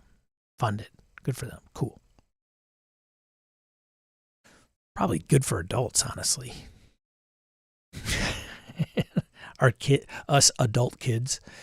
Death to the Wizard Kings. There's no age in D&D. There's no age in RPGs. Death to the Wizard Kings. Do-it-yourself Vat Spawn Kit from Marie Enger. System neutral source book. Looks very Lone Star Runner, doesn't it? Burning it in the countryside. It's part of Zine Quest. Casket Land is back. The best campaign pitch for fans of high-energy comics and indie RPGs I've ever seen. Instead of telling you exactly what you're getting, the comic pages offer random tables to roll and determine what elements you learn about this book. To navigate the campaign's pages, comic-style pitch, you roll on random tables to see if this is right for you. Presentation is AAA graphic design. 32 pages, growing through stretch goals. System neutral character builder. Designed like a comic book. Cool. Funded. Lazy DM's Forge of Foes. Fly Flourish in the ending days. What is this thing at now? 191,000. Mike puts out good stuff. Do you want to run a custom monster in 5e? Something beyond the monster manual and beyond any monster manual. 128 pages of rules, philosophies to create, augment, and roleplay a variety of monsters. 1984 Thought Crime from Ediciones Radagast. Original system core rulebook, €20 for the PDF. Roleplay in the world of 1984. This project takes you back to high school. Okay, not like the game night. Like, oh, it is dystopian? Oh yeah, I guess it is. It's probably like Orwell's 1984 or my 1984. Based on George Orwell's dystopian sci-fi novel, 1984, the creators worked side by side with George Orwell's inheritors to make 1984 Thought Crime as true as possible to the universe the English writer created.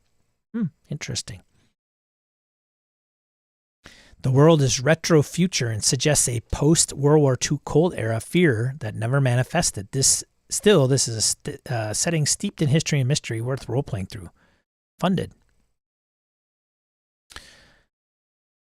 5e. It's a good balance this week, I think. 5e Critical Codex, cinematic successes and failures to intensify your game. It's also good for OSR. 100 pages, random D12 tables to heighten any 5e or OSR result. Doesn't replace combat and skills, it adds them to provide a cinematic flourish. For example, your character succeeds on a bludgeoning melee attack. Flip to that page and roll to add flair to the results. What if the bludgeoning attack fails? There's a chart for that. There's options for skills, results, and more. If you need something to spice up monster descriptions, this book may be the right quick reference for you. Yeah. The only thing I would have a problem with, me personally, I would be like, okay, oh, hold on a second. Find the right page, roll, read it. And it would take me like 5 minutes. You're in space and everything's F. Gruesome sci-fi horror RPG by Nevin Holmes. It's an original system core rulebook, $30 for the PDF. The RPG's language is NSFW. Sold. For this RPG, expect sci-fi survival horror whose title tells you that space is not going to be kind. Inspired by Dead Space, System Shock, and Alien. This is an interesting option as death looms. Hey man, where's that homage to Mothership, yo? But death isn't the character's end. Offered as 2 books, Station at 64 pages and Struggler at 40, you're on a randomly generated space station with random monsters. Every time you die, you return to a save point, but the world is randomly generated, so it's in constant flux. There's a pay what you want demo. Fear the Con. From inspired by the Fear the Boot tabletop convention in the burbs of St. Louis, Missouri. The Brentwood Drury Inn. The Brentwood Drury Inn. It reminds me of a place I'd find in Deadwood. Or I don't know, like the plains of Texas. All right, you know where the Brentwood Drury Inn is? Well, that's where we're going to meet. We're going to game our asses off June 15th to the 17th. You hear? It's fun. It's not funded yet. Almost. Check it out if you're in the St. Louis area. Sagaborn role-playing game. Core rulebook. That font looks familiar. Conan. From Lone Wanderer Entertainment. Core rulebook, an original D20 system. Harrigan, this one's for you, buddy. Is offered a backwards compatible version of their RPG Sagaborn based on Dark Return, a gothic fantasy setting by Michael Bielitzik and Dane Clark Collins. Gives you a D20 engine with some original enhancements and story-driven options. 7 species, 3 classes, 9 subclasses, skills funded. There we go. Look at that. So, I mean, a lot of games that aren't 5th edition in the Kickstarter space here, and a few games that are. Not bad. Not wholly dominated. Like, nice to see, right? Good, man. All right, we're like a little over the 2-hour mark. Thanks for being with me. Thanks for sticking with me. And if you like what you see or heard, and even if you don't, like, Sean, you just didn't have to bring all that crap up, give it a thumbs down then. Otherwise, give a thumbs up. Hit the bell if you want to know when I go live or put out another video. What else is there to talk about?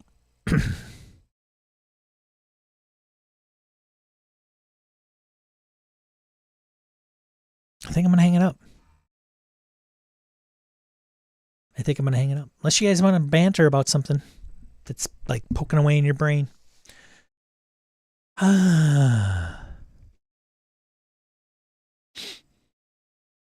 Walking Dead. I love Free League, but generally am not interested in IP-based game. Says Wayne. Nils hints as the lead designer. Alien stress and cinematic campaign modes. Base building. Yes, please. Don't care spit for Walking Dead, but I sure want me a FL zombie game. Me too, dude. Quick start rules are available for that one Kickstarter, Shadow Dark.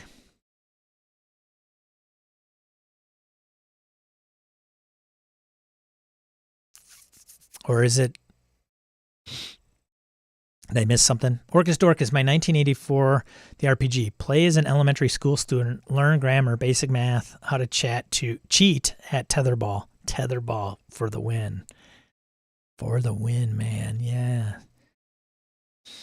Gotta go, y'all. See ya, Kelly. Have a nice day. Thanks, Chris. Go home, brew people.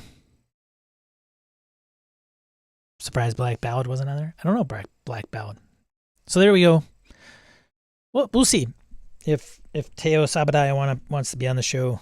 Like, I think it's gonna, it'll blow over. It's not a big deal. It'll suck if they come in. C&D is in Christian's product. That would totally suck.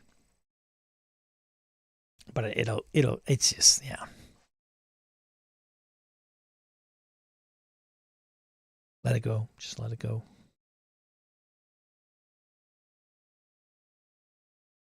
Awkward. I mean, this is inserting awkward silence.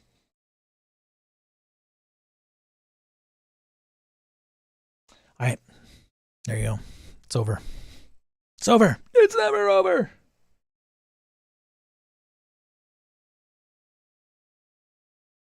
Oh, look at that. I put it on there and then I screwed it up. There. And it's like not.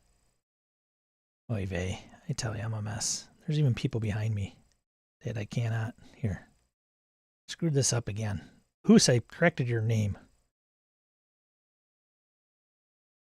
I cannot. Nope. Yeah. Here. Nope. I got too many layers on this thing. Oh, whatever.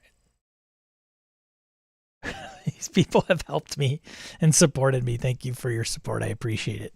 For chipping in. If you want to check out my Patreon, there's links down below. Have a great rest of your week. I hope to see you next weekend. Hope you can join our Discord. Discord link down below in the notes, where we have majority of these people hang out and talk about RPGs and different things. AI seems to be getting a lot of chatter on the Discord and what GPT-4 is able to do and Mid-Journey and all that, the AI explosion that is. So go game. And if you don't feel like gaming and you want to take time to yourself, totally get it. Totally get it. Oh, Chris, I know you're on there. Jeez, I gotta hold on. Let me just move myself. I am a mess. Here. I think I'm locked. That's why. Here no, now I'm locked. Can I move? There we go. About that. At the end, I'll put end blocks and it'll be over my face. There you go. It is a big deal, Chris. It's a damn big deal. All right. Be a positive force. I don't know if I was overly positive today. I could have been more positive, right? I don't know. I think we just got to get people on the right page. That's all. And even I need to be checked. You were fine. No, you're fine, Chris. Be a positive force in the RPG hobby. Have good intentions. Enjoy your weekends. Yes. And I'm going to sign off. See you on the next one. Peace out.